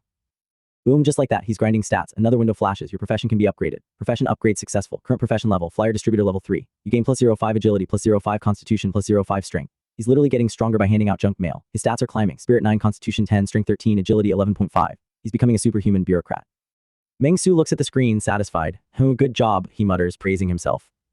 Then he turns back to the crying girl. He walks over holding a wrench. Yes, a wrench, because why not? He looks down at her, looming tall. "You are Shen Jiaozhao, right?" She looks up, tears ruining her mascara, nodding frantically. He smiles, closing his eyes in a look of faux gentleness. "You did very well today. Come find Lawyer Zhang for legal advice once a day from now on. If you have time, check out the swimming fitness center or new housing pre-sales." He's cross-selling. He is literally upselling her services while the world burns. But to Shen Jiaozhao, this sounds like kindness. In a world where everyone is trying to eat her, this guy is inviting her back. She wipes her tears, sniffling. "You're so nice," she whispers, her heart melting a little. She genuinely thinks he's a savior. And then the trap snaps shut. Mengsu's face darkens. A shadow casts over his eyes. He leans in, his smile turning predatory. "By the way, did you pay?" The air freezes. The romantic music stops with a record scratch. Shen Jiaozhao freezes. "Pay." Mengsu straightens up, pointing a finger at her accusatorily. "Yeah, pay up. Doesn't legal advice cost money? Look, it says 200 an hour up there. You chatted for half an hour. Remember to leave 200 for Lawyer Zhang." This guy is unbelievable. He is charging her consultation fees in a doomsday scenario where currency is toilet paper. Shen Jiaozhao looks at him, totally flabbergasted, tears starting to flow again. She is broke and terrified, and now she's in debt. "You're so right," she sobs, broken by his overwhelming logic. Mengsu ignores her breakdown and pivots instantly. "By the way, Shen Jiaozhao, I'm planning to start a business. Your company doesn't seem to be doing well, right? Interested in working for me?" He's recruiting. He sees a desperate, unemployed literature grad and thinks, cheap labor. Shen Jiaozhao hesitates. She looks at him. He looks unstable. He looks dangerous. He's holding a wrench and talking about money when society has collapsed. But then she looks outside, the zombies, the death, the chaos. She thinks he looks unstable, but still more normal than the zombies. And he takes down zombies with one hit. At least he can protect me. It's a survival calculation, crazy boss versus being eaten alive. She makes the choice. "Hello, boss, I'm Shen Jiaozhao. I'd like to join your company." She bows respectfully. She's hired. But wait, the system isn't done with Mengsu yet. A massive wall of text appears in front of him. "Host, please note, creating a company is not just about lip service. You need a perfect business license and procedures. Due to the perfect plot of My Perfect Life, you only need to go to the relevant agencies to perfectly process the license. Please proceed to the Industry and Commerce Bureau, Housing Authority, Public Security Bureau, Technical Supervision Bureau, Tax Bureau, and Bank to process the necessary procedures. Of course, everything can be expedited and simplified. You temporarily possess company authority. Please complete all procedures within 7 days, otherwise it will be deemed as the first entrepreneurial failure." The system is asking him to go to the DMV, the bank, and the tax bureau. During the apocalypse, that is harder than fighting a dragon. Mengsu reads the requirements. Company, please enter nickname chairman. Mengsu employees 3, current company address, 4th floor. Employee list, Kaiwei Zhengtao, Shen Jiaozhao. Mengsu loses it. He grabs his hair, screaming at the invisible screen. "System, you're being a pain in the ass. It's the apocalypse. Why go to relevant departments for paperwork? Are you sick?" He is furious. He can handle zombies, but bureaucracy, that's the real enemy. But he has no choice. He sighs, defeated by red tape. "Let's go back to the 4th floor. We're a startup, lots to do," he commands, walking away. "Yes, boss." Shen Jiaozhao follows dutifully. Back in the office, the tension settles. The 2 zombies in the corner growl softly. At $% and, "Okay, boss." One of the zombies seems to groan. Wait, did the zombie just agree with him? Mengsu sits on the couch and hands Shen Jiaozhao a bottle of Coke. A glass bottle of Coke, that is liquid gold right now. She accepts it with trembling hands. "I thought about it on the way back," Mengsu says, looking like a visionary CEO. "Let's call the company Peace and Order," naming successful. Peace and order in a world of chaos and carnage. The irony is thick enough to cut with a knife. Boss, great name. Shen Jiaozhou cheers, giving a thumbs up. She's fully drinking the corporate Kool-Aid now. She introduces herself in her head again. As the saying goes, learning the hardships of the world at a young age. I Mengsu haven't even graduated yet. I'm still in the first week of my internship, and I already own my own industry. I'm a real winner in life. Wait, that's Mengsu's internal monologue. He thinks he's winning. He stands by the window, arms spread wide, looking out at the ruined city like it's his kingdom. Boss, you're amazing, Shen Jiaozhou praises him, playing the role of the sycophant employee perfectly. But then, the grumbling sound, not a zombie but a stomach. Hungry, huh? Mengsu glances back. He points to a stack of cups in the corner. Grab some instant noodles over there. It's all cheap stuff anyway. Instant noodles, a pyramid of spicy, savory instant noodles. To a starving survivor, this is a Michelin star feast. Boss, you're the best. Shen Jiaozhou's eyes light up with pure joy. She grabs a cup, tears it open, and slurps down those noodles like her life depends on it. Slurp, the flavor explodes in her mouth. The warmth spreads through her body, her eyes sparkle. Tears of joy stream down her face. A pink aura of happiness surrounds her. Is this what happiness feels like? She thinks, blushing. She's in ecstasy over MSG and dehydrated vegetables. This girl is easy to please. But the break is over. Mengsu is back in boss mode. I now appoint you as the company clerk, he declares, sipping his tea. Use that computer later to print a labor dispatch contract. Just say that our Peace and Order group signed an agreement with Jianglan Technology Co., Limited. And now you are going to work for Jianglan Technology, understand? Shen Jiaozhou freezes mid-slurp. Your daily work is just making spreadsheets and stuff. She stares at him, baffled. It's the apocalypse and I'm making spreadsheets? This is the most dystopian thing I have ever heard. The world is ending and she has to do data entry. Can't use Excel? Mengsu asks, his tone sharpening. I can. Okay, boss. She panics. She's terrified of being fired. Literally. All right, those two outside are your colleagues. Mengsu points to the horrific figures standing on the balcony. The one with half a face is Kai Wei. The flat-headed one is Zhang Tao. He introduces them like normal coworkers. Kai Wei used to be the board secretary of Red Star Moving Company, and Zhang Tao was a manager at Jianglan Technology, he explains casually. We see the zombies. One is missing half his face, looking grotesque in a torn suit. The other has a caved-in skull. They stand there menacing, dead, and rotting. They both felt their original companies had no future, so they came to work at Peace and Order, Mengsu says. No future, they have no pulse, they are dead, Mengsu. They didn't transfer jobs, they transferred to the afterlife. Shen Jiaozhou stares at them, her soul leaving her body. Right now I reckon they're serving as security guards. I have them watching the door, you just focus on your work. He leans in, his face shadowed, his voice dropping to a dangerous whisper. The two colleagues in the security department aren't very friendly. I suggest you don't chat with them too long and no need to get cozy with them. He points a finger, a dark warning in his eyes. I won't be responsible if your colleagues eat you, though maybe I could help you file a labor arbitration lawsuit and condemn them severely. Did you hear that? If she gets eaten, he's going to file a lawsuit. He's going to sue the zombies for workplace harassment. This man is insane. Shen Jiaozhou imagines herself lying on the floor, torn apart, her insides on the outside. It's a gruesome image. She trembles, horrified. I must have actually died in the bathroom, right? She thinks, tears streaming again. Everything I'm hearing and seeing now is the afterlife. It's the only logical explanation. This absurdity cannot be real life. Mengsu snaps her out of her existential crisis. What are you staring at? Eat up and get to work. This workstation used to be mine, but I'm being generous and gifting it to you. I hope you work hard and strive to become the company's first manager soon. He's giving her a promotion path in a zombie apocalypse. Boss, I'll work hard, she cries out, pumping her fist. What choice does she have? That's the spirit, Mengsu smiles, looking like a proud mentor. Shen Jiaozhou sits at the computer, her hands hover over the keyboard. She takes a deep breath. She starts typing. The familiar click-clack of the keyboard fills the room. Shen Jiaozhou working. A golden notification pops up. The system acknowledges her labor. Mengsu watches her, a dark, satisfied grin spreading across his face. His eyes glow with ambition. You've got potential, he said, and there you have it, folks. The end of the world is here, but capitalism is eternal. Mengsu has successfully recruited his first living employee, set up a zombie security team, and founded Peace and Order amidst the ruins of civilization. He's not just surviving the apocalypse, he's managing it. But can Shen Jiaozhou survive the probationary period without being eaten by HR? And what kind of insane business expansion does Mengsu have planned next? The grind never stops, not even for the undead. Oh man, talk about a hostile work environment. I cannot believe Mengsu actually made her pay for legal advice while zombies are literally banging on the door. That is some next-level dedication to the hustle. And poor Shen Jiaozhou, going from running for her life to making Excel spreadsheets.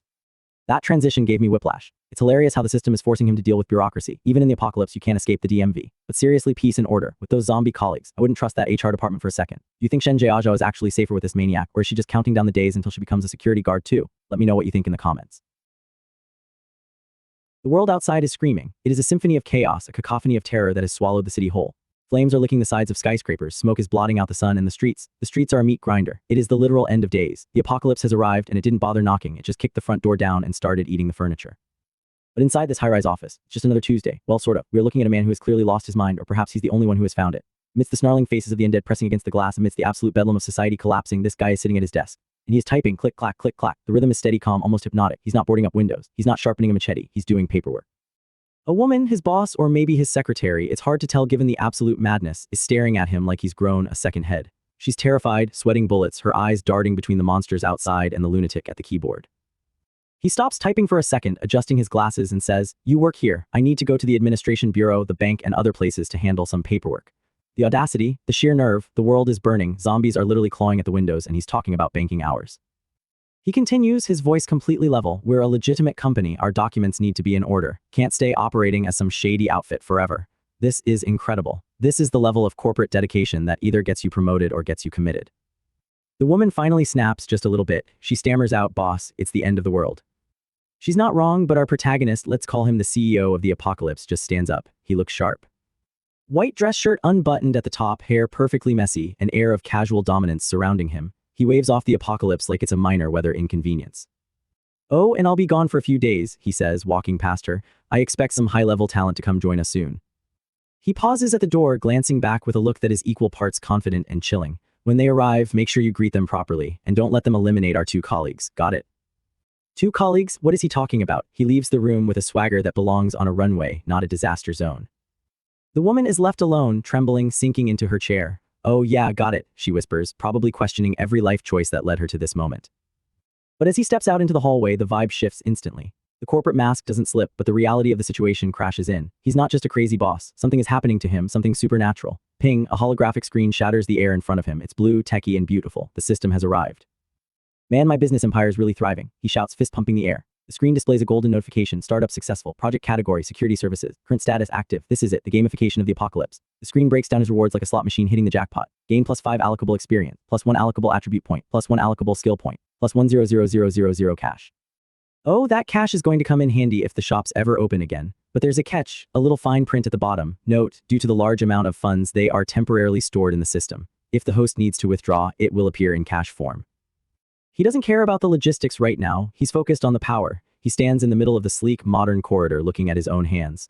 Allocate attribute points, assign the attribute point to strength. Boom, the reaction is instant. Golden energy erupts from his body like a solar flare. It's blinding, his shirt strains against sudden muscle expansion. Veins pop, adrenaline floods his system, and his eyes glow with a fierce, molten gold light. It's a transformation sequence straight out of a superhero movie. He feels the surge, it's intoxicating, the power of a god flowing through the veins of a salaryman. The light fades, revealing his new stats on the interface.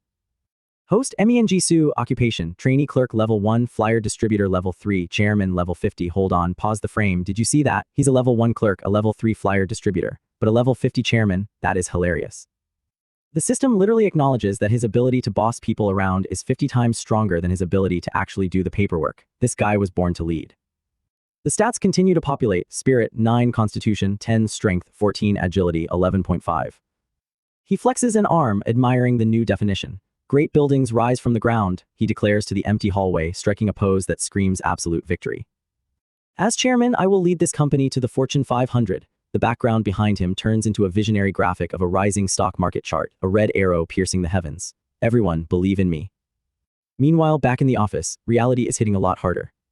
The blonde woman, let's call her the poor, unfortunate secretary, is losing it. She's laughing hysterically, tears streaming down her face. Ha, ha, ha, it's the sound of a mind snapping. She's at her computer, furiously typing into a chat app. The avatar on the screen is a goofy panda face, contrasting sharply with the terror in the room. The chat log reads, "Waiting online, pretty urgent." She's trying to keep up the facade, trying to do her job, but then we see what she's dealing with. In the corner of the office, lurking in the shadows, are the colleagues Meng Su mentioned. And oh boy, they're not looking ready for the morning meeting. One is a heavyset man in a suit, face gray, veins black, blood dripping from his mouth. The other is a woman, skin pale as death, eyes rolled back, clutching her own arm. Zombies. He left her in a room with 2 zombies and told her not to kill them because they are colleagues.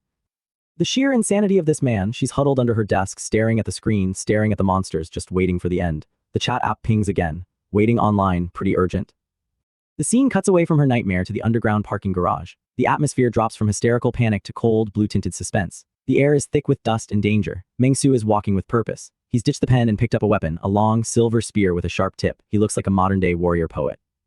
Keep a low profile, he mutters to himself, scanning the rows of abandoned luxury cars.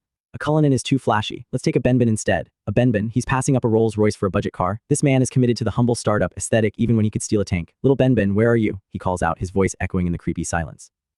He spots a red sedan. Perfect. But as he approaches, the system chimes in again. It seems the universe has a sense of humor. Starting a business is tough, and insufficient company assets deeply affect everything. To help the host quickly solve funding issues, a temporary part-time job has been specially arranged.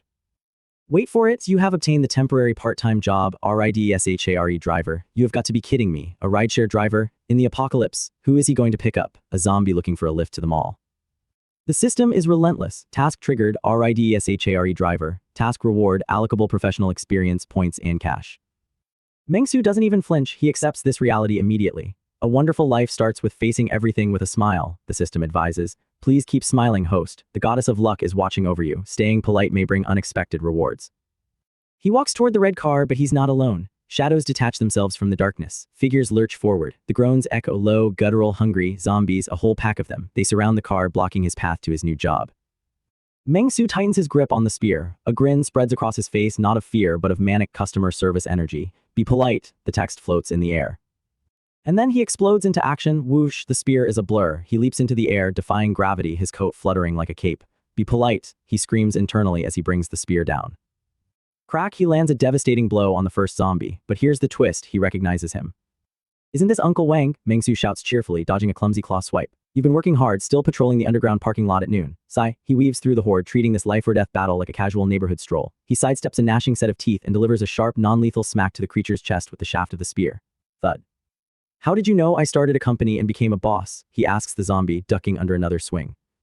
Another zombie lunges a man in a blue shirt. Mengsu spins, his agility stat clearly working overtime. The spear point flashes red as it deflects the attack. Isn't this old Zhao? He laughs, it's surreal. He's name-dropping his neighbors while fighting for his life. Impact over gore, folks, that's the rule of the game here. He's not butchering them, he's aggressively disciplining them.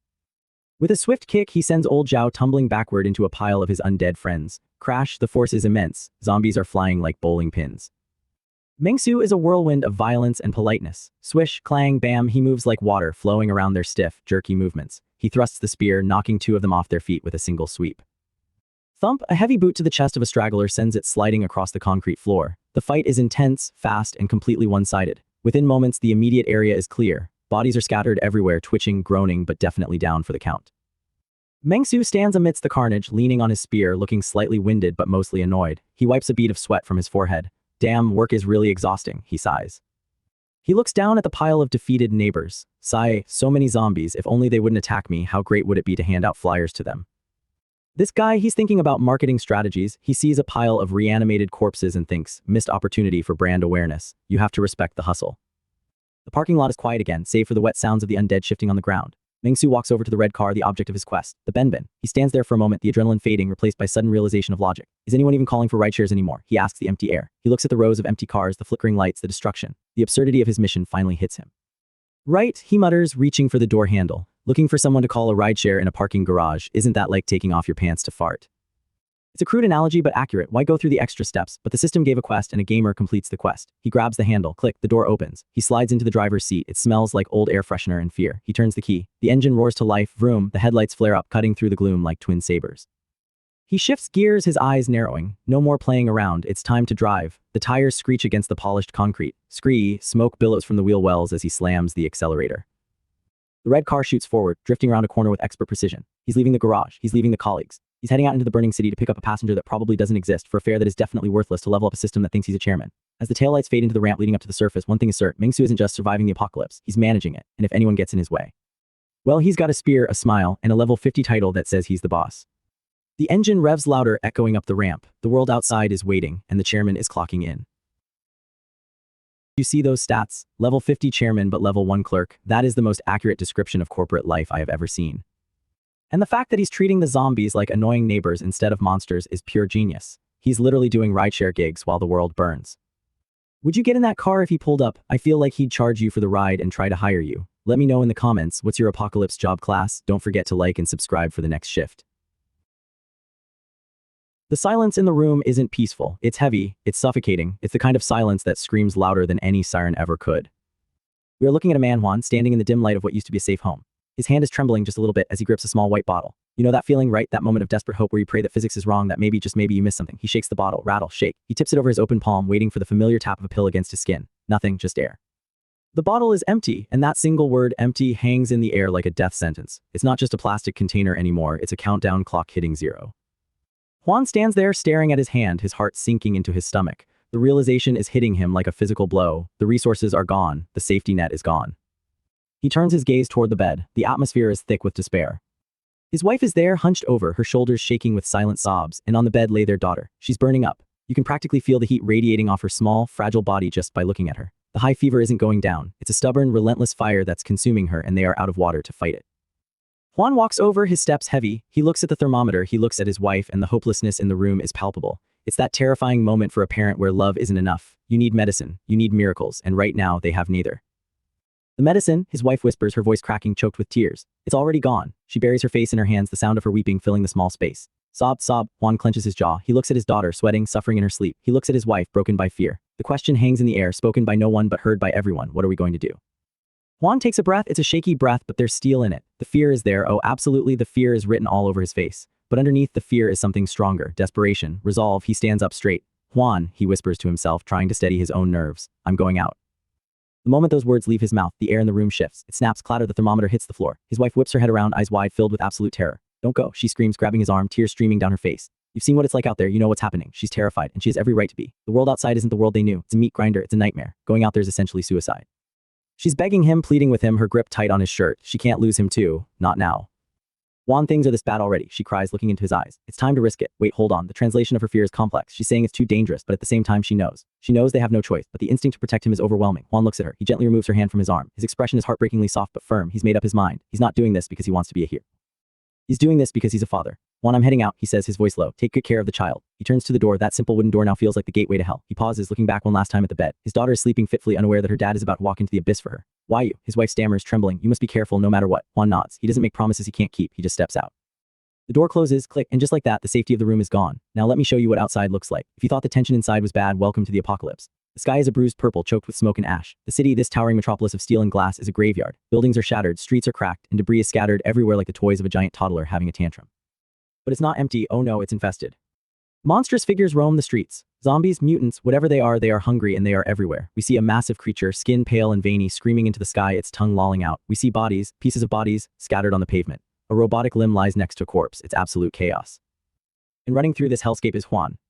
He's not a soldier, he's not a superpowered protagonist. He's a middle-aged dad in a polo shirt and slacks, and he is gassed. I've only been running for half an hour and I'm already exhausted, he pants, sweat pouring down his face. He's leaning against a wrecked car, clutching his knees. His lungs are burning. Sigh, getting old really sucks.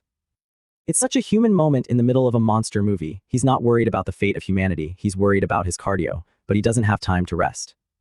Don't chase me, AAAH. The scream rips through the air. Juan's head snaps up. The adrenaline spikes again. He forces his tired legs to move. He's running, eyes darting around, terrified. Below him on the street level, it's a massacre. Shadows are swarming over survivors. People are screaming, please, I don't want to die, someone begs, but the creatures don't care, they just swarm. Juan is navigating the wreckage, trying to stay high, trying to stay hidden. But then movement. A figure in a red hoodie sprints past him. Another survivor and ally. Juan's eyes widen. Hey, the guy in the red hoodie looks back. He's young, athletic, and he looks absolutely terrified. But there's a look in his eyes that Juan doesn't recognize until it's too late. It's not camaraderie, it's calculation. The monsters are closing in. They are fast, agile, leaping over cars like predatory cats. The red hoodie guy realizes he can't outrun them. He needs a distraction. He needs bait, and guess who just showed up? I'm sorry, the red hoodie guy yells, spinning around. He doesn't reach out a hand to help, he reaches out to shove. Wham, he slams into Juan with full force. Juan, already exhausted and off balance, goes flying. What the hell? He crashes onto the unforgiving asphalt. The impact knocks the wind out of him. He rolls, groaning, scraping his skin against the debris. I don't want to die, please help me, the red hoodie guy screams as he sprints away, leaving Juan on the ground. Juan looks up, dazed that little, but he can't even finish the insult because the distraction worked. The monsters have stopped chasing the hoodie guy. They've found a new, stationary target. Juan freezes. Standing over him is a nightmare. A zombie, tall, rotting, eyes glowing with a feral red light, looms over him. Behind it, another one, a female figure with twisted limbs, twitches in anticipation. The fear paralyses him. He's on his back staring up at death. The monster's shadow falls over his face. I'm done for, Juan thinks, his mind screaming, this is it. The medicine, his daughter, his wife, it all flashes before his eyes. He failed. He's going to die here on this dirty street, betrayed by a stranger. The zombie raises a clawed hand, ready to deliver the final strike. Juan flinches, squeezing his eyes shut, waiting for the pain. Beep beep, a sound, a car horn, VRROOM. Suddenly, a blur of red steel smashes into the scene. Crash. A sleek, pristine, luxury red sports car drifts around the corner and plows straight into the zombies. The impact is devastating. The monsters are sent flying like ragdolls, their bodies crumpling under the force of the machine. Juan's eyes snap open. He's splattered with, well, let's call it monster fluid. He's staring, mouth open, completely unable to process what just happened. A Mercedes, in the apocalypse, the car screeches to a halt, the tires smoking. The driver's door opens. Juan is still on the ground, shaking, wiping the grime off his face. What? A man steps out of the car, and oh man, he does not belong here. He's wearing a crisp white dress shirt, a tie loosely undone, and black slacks. He looks like he just walked out of a boardroom meeting, not a zombie survival zone. He's handsome, calm, and completely unbothered by the carnage around him. He looks down at Juan, who is essentially a puddle of fear and confusion. Sir, the man says, his voice smooth and professional. Need a ride, rideshare here. Excuse me, Juan blinks. The audience blinks. The zombies probably would blink if they weren't splattered across the pavement. If it's close, the man continues, casually leaning against his luxury car, I can just charge you the base fare. A holographic window suddenly pops up in front of Juan's face. A literal video game interface. First ride reward plus 3,000 cash. Current company balance, 167,000 yuan. What is happening? Is this a hallucination? Is Juan dying and his brain is firing off random neurons? The man, let's call him the boss, looks at the holographic screen floating in the air. He seems annoyed. Not by the zombies but by payroll issues. Please note, your 3 employees each have a minimum monthly salary of 10,000 yuan for a total monthly payroll of 40,000. DTILS Kaiwei 10,000, ZHANG Tao 10,000, Shen ZHAO 20,000. The boss sighs, scratching his head. Damn, I was just talking big and I really ended up paying Shen Jiaozhou 20,000. And even those 2 zombies each get 10,000 a month. Juan is staring at him. We're staring at him. This guy is complaining about paying salaries to zombies. Another holographic box appears, giving us some philosophical advice. A perfect life means being a kind, generous boss who gives employees solid financial security. Be bold. If their monthly pay is over 10,000, your employees won't defect. Of course, you can manually lower salaries, but that may cause wage disputes, job hopping, and other negative effects. This is insane. The world has ended, civilization has collapsed, and this guy is playing a tycoon management game in real life. We cut briefly to a sleek office somewhere, God knows where. A beautiful woman with long brown hair sitting at a computer suddenly sneezes. Achoo, she wipes her nose, looking confused. Is that Shen Jiaozhou? Is she working in an office while the world burns? Back on the street, the contrast is jarring. Ruins, rubble, dead bodies, and this guy in a suit. Juan slowly picks himself up. He's trembling. Sigh, the boss exhales, looking at the wreckage of the city. Uncle, what do you do and where are you headed? Juan is still processing the fact that he's alive. He looks at this strange savior. I'm an HR manager at a beer factory, Juan stammers. It feels ridiculous to say that title now. My kid is sick, so I'm going to the pharmacy to get medicine. The boss nods, his expression shifting to something slightly more serious. Your kid's sick, yeah, you can't delay that. He pauses, looking Juan up and down. Why aren't you driving your own car? Don't have one. Juan looks down, embarrassed. The economy's been bad lately, so I sold it, and driving makes too much noise, it easily attracts zombies. The boss stares at him for a second. The background is literally a destroyed city. Smoke is rising. There are monsters eating people a block away. What kind of situation is this? Juan thinks. This conversation is so mundane, it's terrifying. The boss sighs deeply, putting a hand to his forehead in a dramatic pose. The economy really is bad, he agrees, sounding genuinely stressed. I'm a company boss and I still have to drive rideshare to make money or I can't even pay salaries. Juan stares at him. Wait, is he serious? This guy just plowed through a horde of undead in a Mercedes and he's worried about making rent. Suddenly, the boss's demeanor changes. He straightens up, a sparkle appearing around him, literal sparkles. He extends a hand toward Juan with a charismatic, winning smile. Since you asked, I won't hide it anymore. Juan is startled. That's right, the boss declares, striking a pose. I'm the chairman of Peace and Order. Interested in working for me? I can give you a high salary of 3.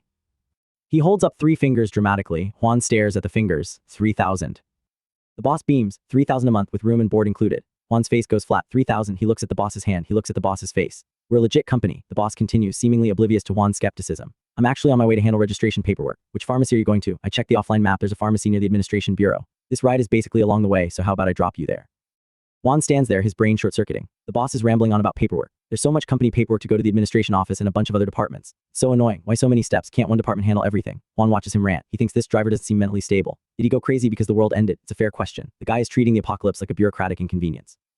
Juan looks at the boss's extended hand. He looks at the desolate street. He realizes something. He's pretty pitiful too. Maybe I should talk to him. Better to live miserably than die. And honestly, what choice does he have? The zombies are still out there. This guy has a car that squashes zombies. Juan sighs, defeated. He reaches out and takes the boss's hand. Let's go to the pharmacy first. It's not far. The boss's face lights up. He grips Juan's hand firmly, shaking it enthusiastically. Sure, we can have a good chat on the way. Ha ha ha. He pulls Juan toward the car, practically skipping. Juan is being dragged along, looking like a man who has just agreed to walk off a cliff because it seems safer than the burning building. As he looks at the boss's manic, cheerful face, Juan feels a wave of dizziness. The world is spinning. The absurdity of it all is crashing down on him. I feel like my own mind isn't too stable anymore either, Juan thinks, his eyes swirling in confusion. And honestly, can you blame him? He went out for Tylenol and got recruited by a corporate CEO running a rideshare service for zombie money. Welcome to the new world, Juan. It's perfect. It's apocalyptic. And it makes absolutely no sense. Say this is the most insane start to survival story I've ever seen. You've got Juan totally heartbreaking with his sick kid, literally crying over an empty pill bottle, and then bam, corporate zombie rideshare. That transition gave me whiplash. I honestly don't know who's crazier, the guy charging into zombies or Juan for getting in the car. Do you think this Peace and Order company is actually real, or is the boss just losing it? Drop a comment below. The engine purrs, a low, rhythmic rumble that vibrates through the chassis of a sleek crimson sports car. It's the kind of sound that usually signals freedom, luxury, a Sunday drive down the coast. But here, in this city, it sounds like a dinner bell for the undead. Outside the tinted windows, the world has gone to hell. Skyscrapers stand like hollowed-out skeletons against a blood-red sky. The streets are a graveyard of abandoned vehicles and debris. And yet, inside this pristine red machine, the conversation is confusingly mundane. Where does your kid go to school? Are their grades good? The question hangs in the air, completely at odds with the apocalypse raging just inches away. The passenger, a middle-aged man clutching his seatbelt like a lifeline, looks like he's trying to hold onto his sanity with both hands. He's sweating, his eyes darting around, but he's making small talk. Why? Because the driver, this young, calm, terrifyingly composed guy in a crisp white shirt, is driving through the end of the world like he's just commuting to an office job. Suddenly, wham, the car doesn't even slow down. A zombie, or what used to be a pedestrian, bounces off the hood with a sickening thud. The driver doesn't flinch, he doesn't even blink. He just keeps the wheel steady, his eyes focused on the road ahead as if he just hit a pothole. People these days, the driver sighs, sounding genuinely annoyed like a man inconvenienced by mild traffic. They act so entitled. Look at all these people on the roadside wanting a ride. Can't they see the car is full? The passenger stares at him. Is he serious? Entitled, they're mindless monsters trying to eat them. But before the passenger can voice his hysteria, a rotting hand slams against the glass. Crash, the window cracks. A ghoulish face presses against the opening, jaws snapping, desperate to get inside. It's not asking for a lift, it's asking for lunch. And what does our driver do? Does he scream? Does he panic? No, he casually winds up and bam. He delivers a lightning-fast right hook straight into the creature's face. The force of the punch is incredible, sending the zombie tumbling backward off the moving car. Stop following us, the driver yells, shaking his hand out. The car is full, wait for the next one, I really can't take you. This is a rideshare, not a carpool. The absurdity is overwhelming. This guy is treating the zombie apocalypse like a breach of Uber's terms of service. He's not scared of being eaten, he's annoyed that customers aren't following proper etiquette. The passenger shrinks back into his seat, terrified not just of the monsters outside, but of the maniac behind the wheel. This young guy, he thinks, trembling. He's only survived 3 days outside and he's already this stressed? Damn it, can this world get any worse? The engine roars again as the driver shifts gears, the red sports car weaving through the wreckage with surgical precision. It's impressive, sure, but it's also terrifying. The passenger watches the speedometer climb. The ruined city blurs past them in streaks of gray and brown. But then, just as they pick up momentum, just as they seem to be breaking free from the horde. Screech. The brakes lock up, the tires smoke against the asphalt. The passenger is thrown forward against his seatbelt, his eyes bulging. What's wrong? Is something happening? He stammers, looking around wildly for a giant mutant or a collapsed bridge. The car comes to a complete, gentle stop. The engine idles. No, the driver says, reaching for a pack of cigarettes. He pulls one out, lights it with a calm flicker of flame, and takes a drag. Waiting for the red light. The silence inside the car is deafening. The passenger blinks. He looks out the windshield. Sure enough, hanging precariously from a damaged pole, a traffic light glows a steady, mocking crimson. Waiting for the red light, the passenger whispers, his brain struggling to process the information. You're stopping. Outside, the horde is catching up. The shambling figures that they had left in the dust are stumbling closer, drawn by the noise and the heat of the engine. They surround the car, dozens of them. Their groans fill the air, a chorus of hunger. They slam their palms against the metal. They scrape their nails against the paint. A particularly gruesome one with half a face missing presses its nose against the passenger window, leaving a smear of grime. These guys are so rude, the driver mutters, exhaling a plume of smoke.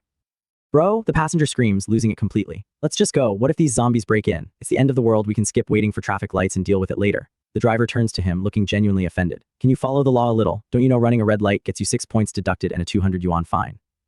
The passenger's jaw drops. Points, fine, who is going to fine you? The traffic police are eating people right now. But the driver just stares ahead, watching the light. He's resolute. He has a code, or maybe he's just completely lost his mind. The passenger curls into a ball, trembling. Why did I get in this car? Why? It's the ultimate regret. He thought he was saving himself by hitching a ride, but he's trapped in a metal box with a lunatic who fears traffic violations more than death itself. Seconds tick by like hours. The scratching on the windows gets louder. The glass groans under the pressure. The passenger is hyperventilating, imagining the teeth sinking into his neck, all because of a red light. And then green, the light flicks to emerald. Finally, the driver grins, he stomps on the gas. The car lurches forward with the force of a rocket. The zombies leaning against it are thrown aside like ragdolls, their bodies tumbling into the street. The red sports car tears down the road, leaving the horde in a cloud of dust and exhaust. Great driving skills, the passenger yells, half in relief, half in terror, clutching the dashboard as they drift around a corner. The driver smirks, you bet. To the driver, this isn't just survival. In his head, a vibrant, cartoonish overlay appears. He imagines himself as a little avatar in a go-kart, complete with blue spiky hair, racing down a track. I've been playing QQ Speed for 10 years, he boasts. You know what Nitro Boost means. The passenger stares at him blankly. He doesn't know what that means, he just wants to live. But before the driver can explain his gaming credentials, his expression shifts. He glances at the rearview mirror. His playful demeanor sharpens into something colder, more calculated. What's wrong? The passenger asks, sensing the change in atmosphere. There's an Audi following us from behind, the driver says, his voice low. The passenger whips his head around. Through the rear window amidst the chaos of the ruined street, a dark, sleek shape is cutting through the debris. An Audi. It's matching their speed, mimicking their turns. In a city where everyone is either dead or hiding, being followed is never coincidence. Bro, what do you think they want? The passenger asks, his anxiety spiking again. Could they be another rideshare driver trying to steal your customers? The driver narrows his eyes. Of the world, man, what rideshare drivers are left? He taps the steering wheel thoughtfully. I'm guessing either they're other survivors trying to rob us. Novels are always like that, or maybe what? The driver turns to the passenger, and for a split second, a shadow crosses his face. His eyes glow with a menacing red tint, and a wicked, almost demonic grin splits his face. Or maybe the zombies I eliminated in the parking garage didn't die, and now they're driving cars to get revenge. Damn it, zombies dare to chase me. When we stop, I'll take them out. The passenger's blood runs cold. I might as well just reincarnate, he thinks, despair washing over him. This world has completely lost it. He forces a nervous laugh. I think zombies probably can't drive. The driver blinks, the demonic aura vanishing instantly. He looks normal again. You're right, zombies can't drive, so it's people. We'll find a way to outsmart them and see what they're up to. Just then, ping. A holographic interface materializes in front of the driver's eyes. It's invisible to the passenger, but to the driver, it's clear as day. A system notification. The talent you drew, Advanced Bodyguard, has appeared within a 3-kilometer radius centered on you. The driver freezes. The system, now, he reads the text again. Advanced Bodyguard. He remembers the talent draw. He had been waiting for this. Bro, what's wrong now, bro? The passenger asks, seeing the driver zone out. The driver's mind races. Could it be someone in that Audi behind us? No, the Audi is right behind me. If it were them, the system would have already notified me. He scans the road ahead. If the bodyguard isn't behind them, then they must be. Bro, look ahead, the passenger screams, pointing a shaking finger through the windshield. The driver snaps his attention back to the road, and there it is. Standing in the middle of the fractured asphalt is a nightmare made flesh. It's massive, easily 8 feet tall, with muscles that look like twisted cables under sickly green skin. A strength-type mutant zombie, level 3. The system tag floats above its head, glowing with a warning red. Its eyes burn like embers, and its mouth is a jagged tear filled with razor-sharp teeth. It roars, a sound that vibrates through the car's frame and hurls a massive chunk of concrete debris straight at them. Holy crap, the driver yells, gripping the wheel. Don't tell me this is the Advanced Bodyguard. System, you screwed me over. The red car is hurtling straight toward the monster. The road is blocked, the debris is flying. Bro, what do we do? Run it over, the passenger shrieks, bracing for impact. Run over nothing, the driver snaps. Our priority is handling business and getting medicine. With a flick of his wrists, he yanks the steering wheel. The red sports car swerves violently. The tires scream in protest as the car tilts on 2 wheels, narrowly missing the flying concrete. It's a maneuver that defies physics, a testament to those 10 years of QQ speed. They bypass the mutant by a hair's breadth, the creature's clawed hands swiping at the empty air where their bumper used to be. The passenger is hyperventilating. We made it. But the driver is looking in the mirror. He's looking at the Audi. Following that car ahead, the road is totally clear, a voice says from inside the trailing vehicle. Inside the Audi, the scene is completely different. A young woman with pink hair is clutching the door handle, looking terrified. Beside her, in the driver's seat, is a man who looks like he walked out of a cyberpunk poster. He has a tall, spiked mohawk, piercings, and a grin that screams pure adrenaline junkie. He's gripping the wheel with confidence, watching the red sports car clear the path. Honey, maybe we should go around, I'm scared, the woman pleads. The mohawk driver laughs. Didn't you see that car ahead mowing down zombies all the way? What's there to be scared of? He sees the mutant zombie ahead, the massive green beast that the red car just dodged. It's standing there, blocking the path, roaring in frustration. A normal person would slam on the brakes. A normal person would turn around. But this guy's eyes flash white with excitement. He doesn't see a monster. He sees a target. He sees a speed bump. Go for it, he shouts, his voice cracking with manic glee. He slams his foot onto the accelerator. The Audi surges forward, the engine screaming. Back in the red car, the driver and passenger hear it, a roar that rivals the monster itself. Bro, what was that just now? It felt different from other zombies, the passenger asks, looking back at the receding figure of the mutant. What else could it be? The driver mutters, his mind still on the notification. The Advanced Bodyguard. Huh, body what? The passenger is confused. Before he can answer, boom, a massive explosion rocks the street behind them. A shockwave of dust and fire erupts into the sky. The driver looks in the mirror and sees the Audi plowing straight into the mutant zombie. It's not a collision, it's a catastrophe. The impact is so violent it sends the massive creature flying, shattering bones and sending shockwaves through the concrete. The Audi doesn't stop. It plows through the fire and smoke, battered but triumphant, emerging from the cloud like a beast of war.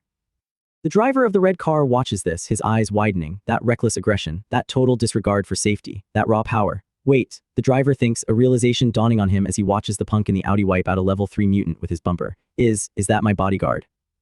The red car speeds away, the burning wreckage fading in the distance. The passenger is slumped in his seat, too traumatized to speak.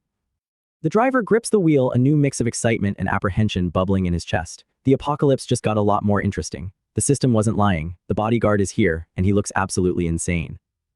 The city burns around them, casting long, dancing shadows across the road. But for the first time, the driver isn't just surviving. He's assembling a team. And if the guy in the Audi is any indication, it's going to be one hell of a chaotic ride. Okay, seriously though, who stops for a red light in the middle of a zombie apocalypse? That level of commitment to traffic laws is either incredibly honorable or completely psychotic. And now we have a punk rock driver using his Audi as a battering ram. I don't know who is more dangerous, the zombies or these drivers. What do you think the bodyguard's actual power is? Let me know in the comments. The engine hums, a low, steady vibration that feels completely out of place against the backdrop of total annihilation. We are looking at a world that has effectively ended.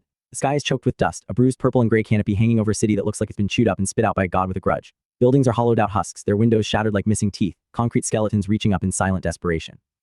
Debris litters the streets, crushed vehicles, fallen masonry, the detritus of a civilization that blinked out of existence. And rolling through this graveyard of the modern world is a pristine, cherry red sedan. It's so clean it almost looks offensive. Shines under the gloomy light, a beacon of absurdity in the middle of the apocalypse. Inside the car, the atmosphere is awkward. It's thick with that specific kind of tension you get in a rideshare when the ride is over, but the transaction isn't quite done yet. The driver, our man of the hour, turns back with a polite customer service smile plastered on his face. He's looking at his passenger, a guy who looks like he's seen a ghost, or maybe 10,000 of them. The passenger, a young man with messy dark hair and a suit that's seen better days, is clutching a smartphone like a lifeline. QR code or cash, the driver asks. His voice is calm, too calm. It's the voice of a man asking for payment at a convenience store, not a man driving through a war zone. The passenger stares at him. He's bewildered. He's looking at the driver, then at the phone, then back at the driver. He pulls a credit card out of his wallet, his hand trembling just slightly. Can I use a card? He asks, his voice barely above a whisper. The driver nods, unfazed. The passenger extends the card, his eyes wide. Password is 6 sixes, he blurts out as if confessing a secret. There's 30,000 yuan in there. I don't know what you need money for at a time like this, but thank you. There's a heavy pause here. The passenger is basically handing over his life savings. In the old world, 30,000 yuan was a decent chunk of change. In this world, it's usually just plastic and digital numbers. But to this passenger, giving it away feels like shedding a burden. He's confused by the driver's insistence on commerce, but he's also undeniably grateful. He's alive, so he got from point A to point B without being eaten, crushed, or evaporated. That's worth every penny. The driver takes the card, his smile widens, genuine and warm. It's still useful, he says, with a conviction that borders on delusion. I need to pay my employees their salaries. Boom, there it is. The statement hangs in the air, surreal and impossible. Employees, salaries, what company is still running payroll when the streets are paved with rubble? The passenger stares at him dumbfounded. The driver swipes the card or processes the payment. Doesn't matter how he does it, the transaction clears. And just like that, a holographic interface, invisible to the passenger but blazing bright for the driver, pops up in the air. It's a sleek golden notification window, the kind you'd see in a high-end RPG. Rideshare driver completed first ride. Gain +3 allocable professional experience. +1,000 cash. +0.5 freely allocable attribute point. The driver Mengsu looks at the screen with satisfaction. He's not crazy, he's gamified. The system is real to him. He taps the screen mentally, dumping the half-point attribute straight into strength. You see that? He's not putting it into intelligence or agility. He's buffing his muscles. Because even if you're running a company, sometimes you just need to punch something really, really hard. The passenger, meanwhile, is having a full-blown internal crisis. He's watching this driver, this man who talks about payroll while the city burns, and he comes to a realization. He thinks to himself, his mental state might be unstable, but he's a good kind of crazy. The passenger clutches his chest, looking at Meng Su's profile as he puts the card away. And if it weren't for him, I'd be dead right now. Sticking with him should keep me alive for a long time. This is a survival instinct kicking in. In a world of monsters and chaos, the safest place to be is next to the guy who is so dangerously confident that reality seems to bend around him. The passenger has decided. He's latching onto this lunatic like a barnacle on a whale. Meng Su, oblivious to the passenger's internal monologue, glances in the rearview mirror. His eyes are sharp, assessing. Bro, he asks casually, how many employees do you have? Got enough food? The passenger blinks. He realizes he needs to play along. He needs to speak this guy's language if he wants to stay in the safety bubble. Yeah, he says, nodding quickly. Meng Su hums thoughtfully. He taps his chin, his expression shifting from driver to recruiter. You want to join my company? He asks. It's not really a question, it's an opportunity. Give me a quick self-introduction. I'll evaluate you. This is it, the job interview from hell or heaven, depending on how you look at it. The passenger sits up straighter. He straightens his collar. He needs this job. He needs to be employed by the apocalypse taxi driver. My name is Zhang Lunping, he says, his voice finding a bit of strength. 35 years old. I used to be the HR manager at Heking Brewery. He pauses, then adds the kicker, the skill that actually matters. I originally studied to be an electrician, but through various circumstances, I gradually got into HR work. Meng Su's eyes light up. You can practically see the light bulb turning on above his head. He turns in his seat, looking at Zhang Lunping with new appreciation. An electrician, in a world where the grid is down and power is the ultimate luxury. That is a goldmine. Finding an HR manager is whatever, but finding a guy who can wire a generator or fix a circuit board, that's like finding a diamond in a dumpster. An electrician, Meng Su murmurs, rubbing his chin. That's great. The company is just starting up and really needs talent like you. The enthusiasm is infectious. Zhang Lunping feels a wave of relief wash over him. He's in, he's valuable, but then he remembers his baggage. He's not alone. My wife and kid are still at home, Zhang says, his voice dropping, filled with worry. I don't know if I can bring them along, he trails off, looking at Meng Su with puppy dog eyes. This is the deal breaker. If he can't bring his family, he can't go. But Meng Su just grins. He waves a hand dismissively. Sure, we'll bring them into the company to work too. Suddenly, a massive bright yellow warning box slams into Mengsu's vision. Child labor is prohibited. The system is strict, it has labor law, even in the apocalypse you cannot exploit minors. Mengsu blinks at the notification. His smile falters for a split second, then twists into something cheeky. He thinks fast. If I don't pay them, he whispers to himself, a mischievous glint in his eye. It doesn't count as employment, right? Oh, the logic, the loophole. He turns back to Zhang, his smile beaming again. No problem, your whole family is welcome at the company. Zhang Lunping nearly cries with relief. He grabs the back of the driver's seat. This man is a saint. A crazy, hallucinating saint, but a saint nonetheless. Another system notification pops up for Mengsu. Detected that ZHANG has a strong desire to work at this company, and the host has agreed to his and his wife's employment request. Please negotiate salaries for ZHANG and his wife Zhou Yanni. Mengsu nods. Business is business. What are your salary expectations? He asks, turning to face his new hire. They are parked now. The conversation has shifted to the sidewalk, or maybe they're still in the car, but the vibe is intense. Zhang Lunping looks at Mengsu and he's genuinely confused. Salary, money, who cares about money? He just wants protection. He just wants to not die. Director Meng, Zhang says, using the title with reverence. I don't need a salary. I just want to work quietly and do my best. He means it. He is offering his labor for free in exchange for survival. It's a slave contract essentially, but one entered into willingly out of fear.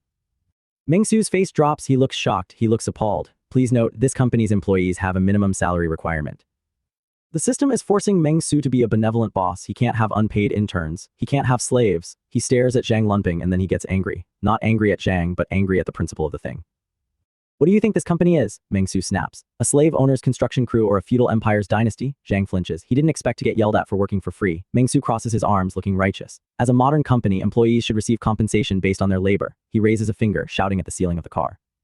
This is an eternal principle, the passion, the absolute dedication to corporate ethics in a lawless wasteland. It's inspiring, it's insane. Mengsu takes a breath, calming himself down. He looks at Zhang, who is trembling slightly. You must have a salary, Mengsu says firmly. But considering you just arrived and don't have much experience, I've decided to hire you as an intern. Zhang nods rapidly. Yes, intern is fine. Mengsu holds up 3 fingers, then he changes his mind. He points a finger at Zhang. Every month I'll give you 8,000 yuan in salary. How does that sound? 8,000. In the old world, that was a solid middle-class wage. In this world, it's paper. But the gesture, the dignity of it. Zhang Lunping stares at him. He's stunned. Tears well up in his eyes. Internship guidelines. INTRNS may intern for a maximum of 3 months. After 3 months, if there are no major errors, they must become full employees with slightly lower pay than regular employees. The system is writing the HR policy in real time. Mengsu is just the vessel. Director Meng, Zhang says, his voice cracking with emotion. He grabs Mengsu's hand. I'm willing to join our order group. He's sold. He's loyal for life. He just met this guy 10 minutes ago and he's ready to die for him. Welcome to the company, Mengsu says, shaking his hand vigorously. From now on, the company is your home. The camaraderie is beautiful, but reality has to intrude eventually. Mengsu looks at his phone. I probably can't handle the paperwork today, he says, sounding genuinely stressed about administrative tasks that definitely do not exist. How about this? You go get medicine for your daughter and I'll head back to my apartment first. He reaches into the side door pocket and pulls out a giant kitchen knife. It gleams menacingly in the dim light. He hands it to Zhang. Handle first. We haven't signed an employment contract yet, so if you accidentally die, I won't compensate you. Take care of yourself. Zhang takes the knife. It feels heavy in his hand. A weapon. Mengsu leans in, his face serious. This kitchen knife is for legitimate self-defense. Don't break the law with it. Zhang stares at the blade. Yes, I'll definitely follow the law, he shouts with the fervor of a religious convert. He steps out of the car. The wind howls through the desolate street. The red tail lights of Mengsu's car fade into the distance, leaving Zhang alone on the cracked pavement. He stands there, clutching a kitchen knife, surrounded by the ruins of a city that smells of death and decay. But look at his face. He's not terrified anymore. He's holding that knife like Excalibur. He watches the car disappear and a smile creeps onto his face. I don't know why, he whispers to the empty air, but I feel so much more at ease now. The camera pulls back, showing Zhang Lunping standing small against the towering, dark wreckage of the city. He turns and walks into the shadows, a man on a mission, an employee with a purpose. He has a job, he has a boss, he has a kitchen knife. He is going to be okay. Cut to Mengsu's home. We are now in a residential area that looks slightly less bombed out than the rest of the city. It's a courtyard bathed in the orange glow of the setting sun, or maybe the glow of distant fires. A red car is parked neatly in a spot. Mengsu walks up the stairs. He unlocks a door. The apartment inside is normal, shockingly normal. It's sparse utilitarian. A ceiling fan hangs motionless. A simple wooden table, a water cooler. It looks like a bachelor pad from the 21st century, untouched by the chaos outside. Mengsu walks in, the light stretching his shadow across the floor. He looks tired. Being a CEO is hard work, apparently. He kicks off his shoes. He walks over to the bed and just flops onto it, face down. He rolls over, staring at the ceiling. A contented sigh escapes his lips. Warm neighbors, a helpful me, and I even have my own company, he murmurs, closing his eyes. My life can be this wonderful. The delusion, or perhaps the reality he has crafted for himself, is complete. He genuinely believes this. He doesn't see the ruin, he sees a thriving community. He doesn't see survivors, he sees employees. He stretches his arms out, yawning. Take a shower, get a good night's sleep. Tilda tomorrow will be another beautiful day. He strips off his shirt, revealing a lean, muscular build. He looks healthy. He looks happy. He climbs under the covers. And then, just as he drifts off, the system chimes in one last time for the night. A golden box floats above his sleeping form. A perfect life starts with perfect sleep. After 3 days of hard work and effort, a hot shower and some rest can rejuvenate you completely. Meng-Su smiles in his sleep. I can even get rewards for sleeping, he mumbles, snuggling into the pillow. My life is truly perfect. The screen fades to black on his peaceful, smiling face. A man sleeping like a baby in the heart of hell. This is Meng-Su, and he might just be the most dangerous, successful man in the apocalypse. This guy is unbelievable. The world is literally ending, and he's handing out performance reviews and enforcing labor laws. I love how the system actually rewards him for sleeping, talk about a dream job. But seriously, does Zhang realize how lucky he is? Most people are fighting for scraps, and he just got a salary and a legal weapon. What happens when the company faces its first real threat? I can't wait to see Meng-Su try to file an HR complaint against a zombie. What do you think? Is his delusion his superpower? The engine hums a low, steady growl that feels completely out of place in this graveyard of a city. We are 2 days past the business registration procedures, and Meng-Su is finally ready to return to the company. But this isn't your typical commute. Oh no, look at this world. The sky is a bruised cocktail of crimson and gray, hanging heavy over a landscape that looks like it's been chewed up and spat out by the apocalypse itself. Skyscrapers are nothing but hollowed-out skeletons, concrete bones stripping away to reveal the rusted steel marrow underneath. And through this desolate gray nightmare, a sleek, bright red Audi cuts through the debris like a streak of fresh blood on a concrete floor. It's vibrant. It's alive. It's completely defiant against the destruction surrounding it. Inside the car, the vibe is confusingly calm. The radio might as well be playing elevator music for all the tension Meng-Su is showing. He's driving with one hand, eyes scanning the horizon, looking more like a guy searching for a parking spot at the mall than a survivor navigating a hellscape. But then, something catches his eye. Isn't that, he mutters, his voice trailing off as he squints through the windshield. His passenger, let's call him the director for now, leans forward, trying to see what's got the boss's attention. Ahead of them, stumbling through the wreckage, is a figure, but it's not just any figure. This thing is massive. It's a mountain of distorted muscle and pale, dead skin. A zombie, but not the shambling, weak kind we're used to. This one looks like it's been hitting the gym in the afterlife. Meng-Su's eyes narrow. That Audi, is that the one that was following me before? Wait, hold on. Is he recognizing the zombie? Or the car the zombie is next to? Or is he remembering a specific encounter? The gears are turning in his head, and then abruptly screech.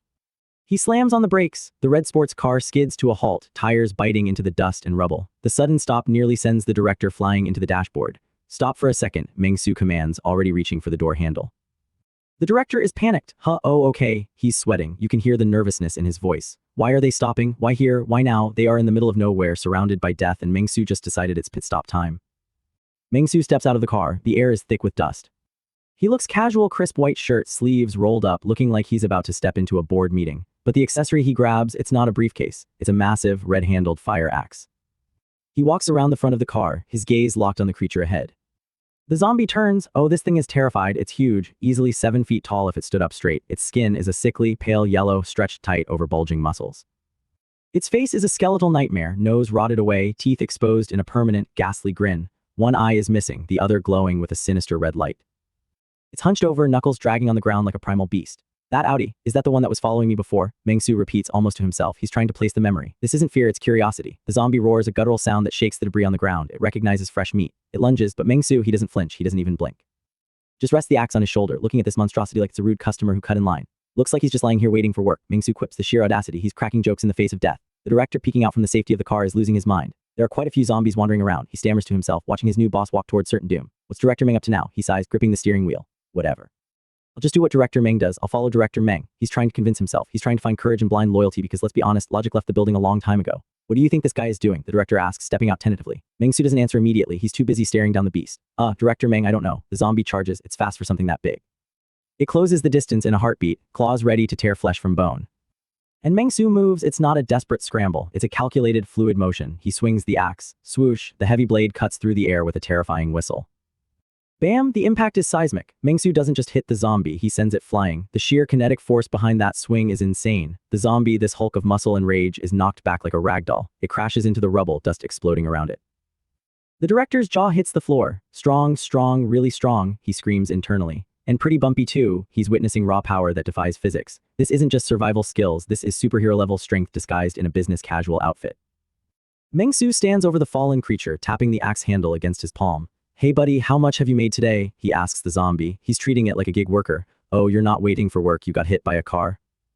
He notices the zombie's leg. It's twisted, mangled from the impact, or maybe from a previous accident. But as he watches, something impossible happens. The flesh, it's moving. The muscle fibers are knitting themselves back together. The bone is snapping back into place.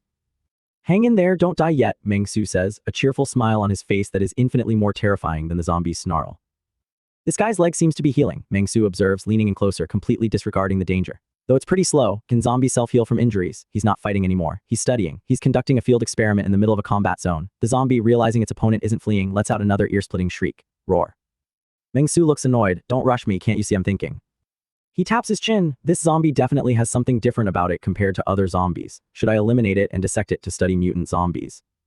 The director is trembling by the car. He's watching this unfold and realizing something profound and deeply disturbing about his new employer. Even though the boss isn't quite mentally normal, he thinks sweating bullets. When there's trouble, he really steps up. And he actually cares about his employees. He's trying to rationalize it. He's trying to find the silver lining in the fact that his boss is currently contemplating the biological dissection of a monster while standing in the open.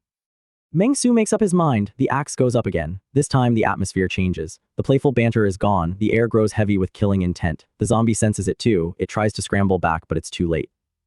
Wham! The axe comes down. A clean, devastating strike.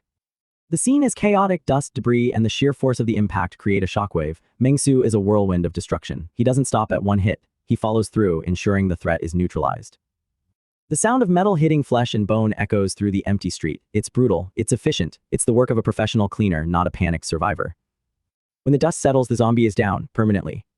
Meng-Su stands amidst the wreckage, wiping a speck of grime from his cheek.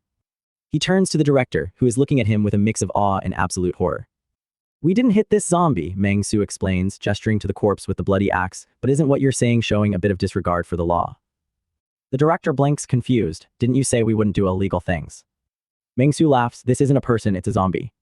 He leans in, a dark predatory grin spreading across his face. Shadows dance over his features, making him look more demonic than the thing he just killed. Has the law passed any zombie protection laws? Chills, literal chills running down the spine. That logic is sound, but the delivery, it's pure chaotic energy. He's technically right, but the way he enjoys the loophole is what's scary. I just feel like something's off about this guy, Meng-Su continues, his tone shifting back to academic curiosity. Let me study it a bit. This is scientific research work. If we figure out its weakness, won't it be easier to deal with them in the future? He kneels down beside the fallen giant. He pulls out a wrench. Wait, where did he get a wrench? No, it's a tool he had in his pocket. He starts digging. Director Meng, the recruit whispers, turning away, feeling his stomach churn. Meng-Su is focused. He's looking for something specific. He pries open the chest cavity or maybe the skull. It's hard to tell through the mess. He's searching for the core, the engine of this beast. Found it. Meng-Su stands up, holding something up to the fading light. It's a crystal, a small, jagged gem glowing with a deep, pulsing crimson light. It looks like a solidified drop of blood, radiating a strange, otherworldly energy. Holy crap, a zombie crystal, the director gasps, stepping closer despite his revulsion. That's so cliché. What's this thing for? Enhancing superpowers. Meng-Su inspects the gem, turning it over in his blood-stained fingers. Zombie crystal, he looks at the director. First, get me a tissue. The director scrambles to the car, grabs a handful of tissues, and hands them over. Meng-Su meticulously wipes the gore off the crystal. The red light shines brighter now, unblemished. It's beautiful in a grotesque kind of way. Let's go back to the company, Meng-Su says, pocketing the crystal as if it were loose change. He walks back to the car, leaving the massive carcass of the mutant zombie rotting in the street. The director hurries to keep up, casting one last fearful glance at the defeated monster. As they get back into the car, Meng-Su is already plotting. Gotta find an expert to study this crystal, he thinks, his eyes gleaming with ambition. As chairman, I just need to lead the company well. The engine roars to life again and the red Audi speeds off, leaving the scene behind. They drive for a while, the silence in the car heavy with unspoken questions. And then it appears, rising from the ashes of the city like a monolith of the old world, a skyscraper. It's massive, it's pristine compared to the ruins around it. The glass facade reflects the gloomy sky, but the building itself stands tall and proud. This is it, the headquarters. The car pulls up to the entrance. It's grand, it speaks of power and stability in a world that has neither. Meng-Su steps out, looking up at the towering structure. He takes a deep breath. Peace and Order Group's first mission concludes perfectly, he announces, slamming the car door shut. The director stands beside him, looking at the building, then at the boss, then at the blood still drying on Meng-Su's shirt.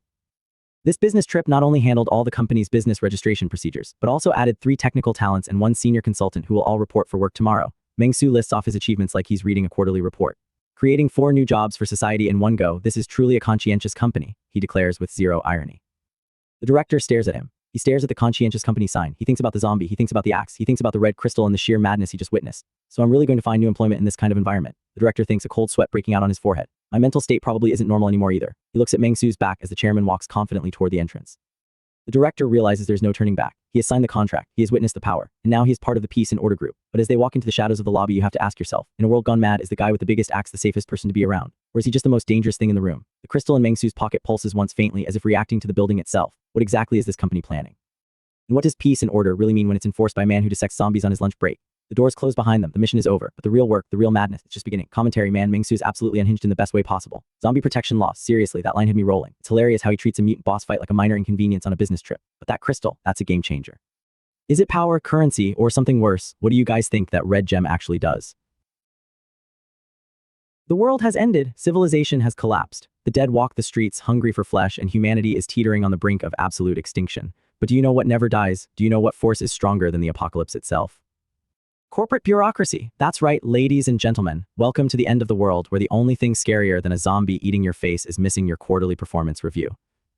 We are diving into a story that is equal parts terrifying and absolutely hilarious. This is the tale of a man who looked at the apocalypse and said, you know what this wasteland needs? A strict 9-to-5 work culture and weekly reports. We open in the middle of a chaotic, dark, and gritty reality. But in the center of it all, standing tall in a crisp white dress shirt that is only slightly splattered with the grime of the wasteland, is our protagonist, President Meng. Meng's he's standing there looking like he just walked out of a boardroom meeting, holding a weapon that looks like it's seen more action than a butcher's cleaver. He's talking to his subordinates, and let me tell you, the vibe is intense. He's lecturing them. Not about survival, not about finding food, but about business strategy. Our company requires weekly reports, Meng says, his voice calm, authoritative, cutting through the silence of the doom-filled world. Make sure to include everything from our field work. Field work, in this context, field work probably implies smashing zombie skulls, but hey, it's all about the terminology, right? Standing before him are two men who look like they're terrified out of their minds, sweating bullets. Meng asks them if they know how to write these reports. One of the men, looking sharp but nervous, immediately straightens up. I know, he stammers. President Meng's very sharp-minded. He has the air of Jack Ma and Pony Ma. Oh, the flattery. In the apocalypse, flattery is the currency of survival. The employee promises to keep an objective record of their daily business trip with President Meng. He's trying so hard to be the perfect employee while the world burns outside.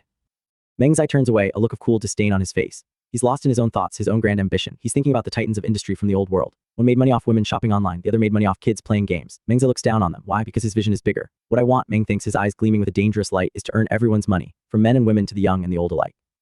Talk about ambition. Most people just want to find a can of beans and not get eaten, but this guy wants total market dominance. We cut to a scene that perfectly encapsulates this madness. Meng's walking down a dilapidated hallway. It's dark, it's creepy. There are literal monsters lurking in the shadows, and what is our fearless CEO doing? He's carrying a plastic bag of groceries, specifically dried tofu. He's strolling through a nightmare dungeon like he's coming back from a quick trip to the convenience store, but the wasteland has no respect for executives. Suddenly movement, a figure lunges out of the shadows. It's a zombie, skin rotting, wearing a dirty yellow cap, eyes glowing with mindless hunger. It wants that tofu, it wants Meng's PFFT. The sound of the attack is visceral. The creature is right on top of him, but Meng's he doesn't scream, he doesn't panic. He reacts with the annoyance of a man who just had someone cut him off in traffic. He swings his weapon, a massive, red-bladed axe, with the casual ease of someone stamping a document. Wham! The impact is devastating. The zombie is sent reeling, but Meng isn't just fighting for his life, he's teaching a lesson in etiquette. We live in the same building, Meng shouts at the groaning monster. Have some manners. I can't believe this guy. He's lecturing a zombie on neighborly conduct while planting an axe in its chest. The zombie goes down hard, the threat is neutralized. Meng's adjusts his grip on his grocery bag, looking unbothered, and then from the side we hear the clapping. One of his employees, a guy in a polo shirt, is looking at him with starry eyes. You, President Meng, have set an example for the entire building. The employee gushes. I've learned so much. This is incredible. The sycophancy is off the charts. The guy just watched a brutal execution and turned it into a learning moment for corporate leadership. Meng's ever the benevolent boss, nods. Excellent. I like hardworking people like you who are eager to learn. The scene shifts. It's the next day. The sun is shining on a city that looks deceptively normal from a distance, but we know better. We zoom in on an office building. Inside, a family is walking down a hallway. A husband, a wife, and their young child. They look clean, dressed in office casual wear, but the tension in their eyes tells a different story. The husband, Zhang Lunping, is whispering urgently to his wife, Zhou Yanni. Yanni, let me tell you, he hisses, sweat beading on his forehead. Don't ever look at President Meng like that again. You must respect him and obey everything he says, understand? The wife looks skeptical, maybe even a little defiant, but the husband is desperate. Just act like the apocalypse never happened, he pleads. Everything is normal, we're just regular employees at a company, got it? He looks at her with dead, serious eyes. If we don't work, we'll starve. This is the reality they've accepted. To get food, to get protection, they have to play along with Meng's delusion. They have to LARP as office workers in the middle of hell. The wife Yanni crosses her arms. She's beautiful, sharp, but clearly struggling with the absurdity of it all. Oh, so President Meng, he's not actually insane, she mutters. Shut up, the husband snaps, terrified the boss might hear. President Meng is in a great state of mind. He tells her to fix her appearance and get ready to greet the boss. Then he pauses. He needs leverage. He needs an edge. By the way, he asks, where are our savings? Give me those bank cards. Yanni blinks. Our savings, what for? The husband's face hardens with determination. I'm going to do something big. Oh no, you know exactly where this is going. He's about to try and pull a classic corporate maneuver in a world where money should be meaningless. We cut to the office floor, and folks, it is a legitimate office. Desks, computers, dividers, there are people sitting there pretending to type, pretending to file papers. It's surreal. The husband leads his family into the main office. Meng's is there, sitting at a desk, looking busy. President Meng, the husband announces with a forced smile. This is my wife. No, I mean our new colleague. Meng Zai looks up. He sees the wife, he sees the kid. He doesn't bat an eye. Sure, he says casually. We have plenty of workstations, just find a seat you like. He waves them off like it's nothing. The husband guides his wife to a desk. Go find a workspace with the child, he instructs. Okay, she replies, still looking around with wide, confused eyes. Her internal monologue is screaming, who am I, where am I, is this real? Once she's settled, the husband makes his move. He approaches Meng Zai's desk. He reaches into his pocket and pulls out a bank card. He slides it across the desk with a conspiratorial grin. President Meng, he whispers, I'm new here so I brought you a little something. A bribe, he's bribing the boss in the apocalypse. Meng Zai looks at the card. Suddenly, his expression shifts. We get this adorable chibi-style artwork of Meng Zai looking absolutely delighted. His eyes sparkle. Whoa, a bribe, Meng thinks, grinning like a kid in a candy store. This kid knows how the world works. He's about to take it, he's reaching for it. But then zap, a holographic interface slams into view. It's the system. Of course there's a system. The text glows in ominous gold and red. A perfect life requires guiding the right values. Chairman Meng, as the pillar of the enterprise, you must never be tempted by petty immediate gains.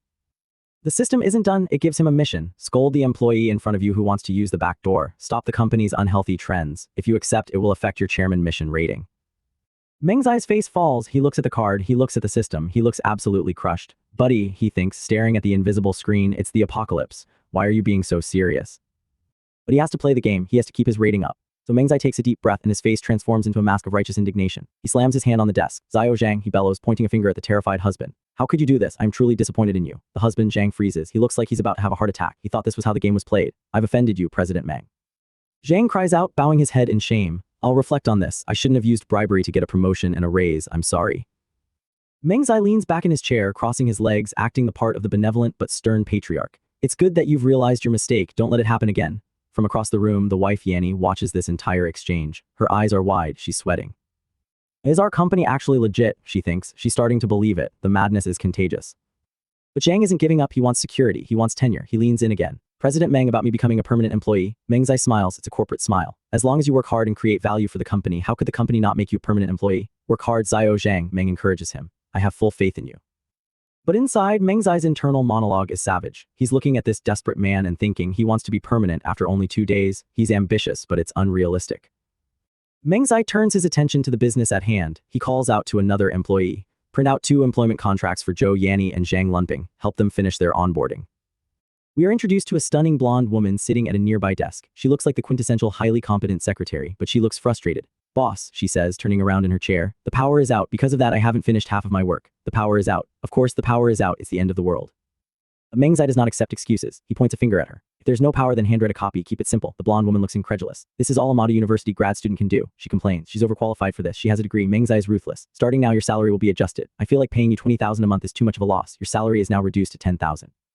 The blonde woman freezes. She turns away, defeated, and then in a twist that shows just how desperate things are, she accepts it. Yes, it was my lack of foresight, she says submissively. I accept the salary reduction. 10,000 of what currency, bottle caps, monopoly money, it doesn't matter, the status matters. I'll take them to the conference room to sign the contracts, she says, getting up. Meng Zai isn't done delegating. Kai Wei, manager Zhang, handwrite a copy too. Oh right, we have new employees, Zhang Zaiqiu and Li Xiong, they're on their way. Handwrite a copy for them as well. The blonde woman, looking tired but obedient, smiles. Yes, boss. Meng Zai watches her go, feeling satisfied. And then the system chimes in again with a glorious golden notification. The company has completed all necessary procedures and is flourishing. Now you can hold a general staff meeting to restructure the enterprise and appoint a president or vice president to manage the business. From now on, you only need to set corporate policy and enjoy life. The days of making money with money are coming soon. Mission triggered, hold a staff meeting. Rewards, Chairman EXP plus 50, points plus 10, assignable attribute points plus 3. Meng Zai's eyes light up. Rewards, experience points, attribute points, this is what it's all about. Shit, he grins to himself. The rewards for one meeting are that generous. A meeting, we must successfully hold a staff meeting. He marches out into the hallway. Come on, join me for the meeting, he shouts, and here is the visual kicker. As he walks down the hall shouting about a meeting, we see the background. There are shambling, rotting corpses, zombies wandering around behind him. And nobody cares. The employees are just walking past them like they are annoying potted plants. Handwrite the contracts later, Meng orders. Meeting first, they gather in the conference room. It's a nice room. A long table, comfortable chairs. If you ignore the apocalypse outside the window, it looks like a Fortune 500 boardroom. The employees file in. The new family, the blonde secretary, the other survivors. Meng Zai enters the room. Everyone stands up immediately. It's instinct. The boss walks in, you stand up. President Meng, please sit, the husband Zhang offers, pulling out the main chair at the head of the table. Meng Zai takes his seat. He looks around at his assembled team. But not everyone is fully on board yet. The wife Yanni is looking around. She notices something. She looks at the blonde secretary. The blonde woman is staring at Meng Zai. Her eyes are shimmering. There's a fierce grin on her face. It's intense. It's predatory.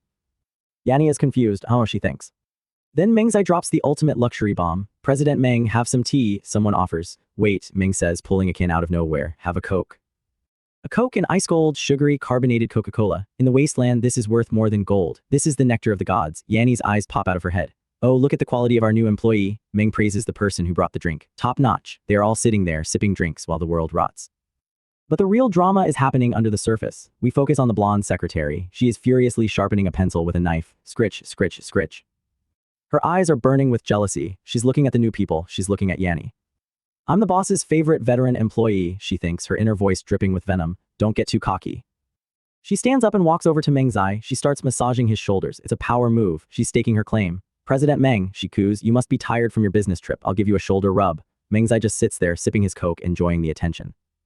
The blonde woman smiles, but her thoughts are tactical. She's calculating every move. I'm a Madu University grad student, she tells herself confidently. I know exactly how to play the social game. And there you have it. The world has ended. The dead are walking. Civilization is dust, but the office politics, the rivalry, the sucking up to the boss, that is eternal. The team is assembled. The hierarchy is established. And President Meng is ready to take this ragtag group of survivors and turn them into the most profitable enterprise in the apocalypse.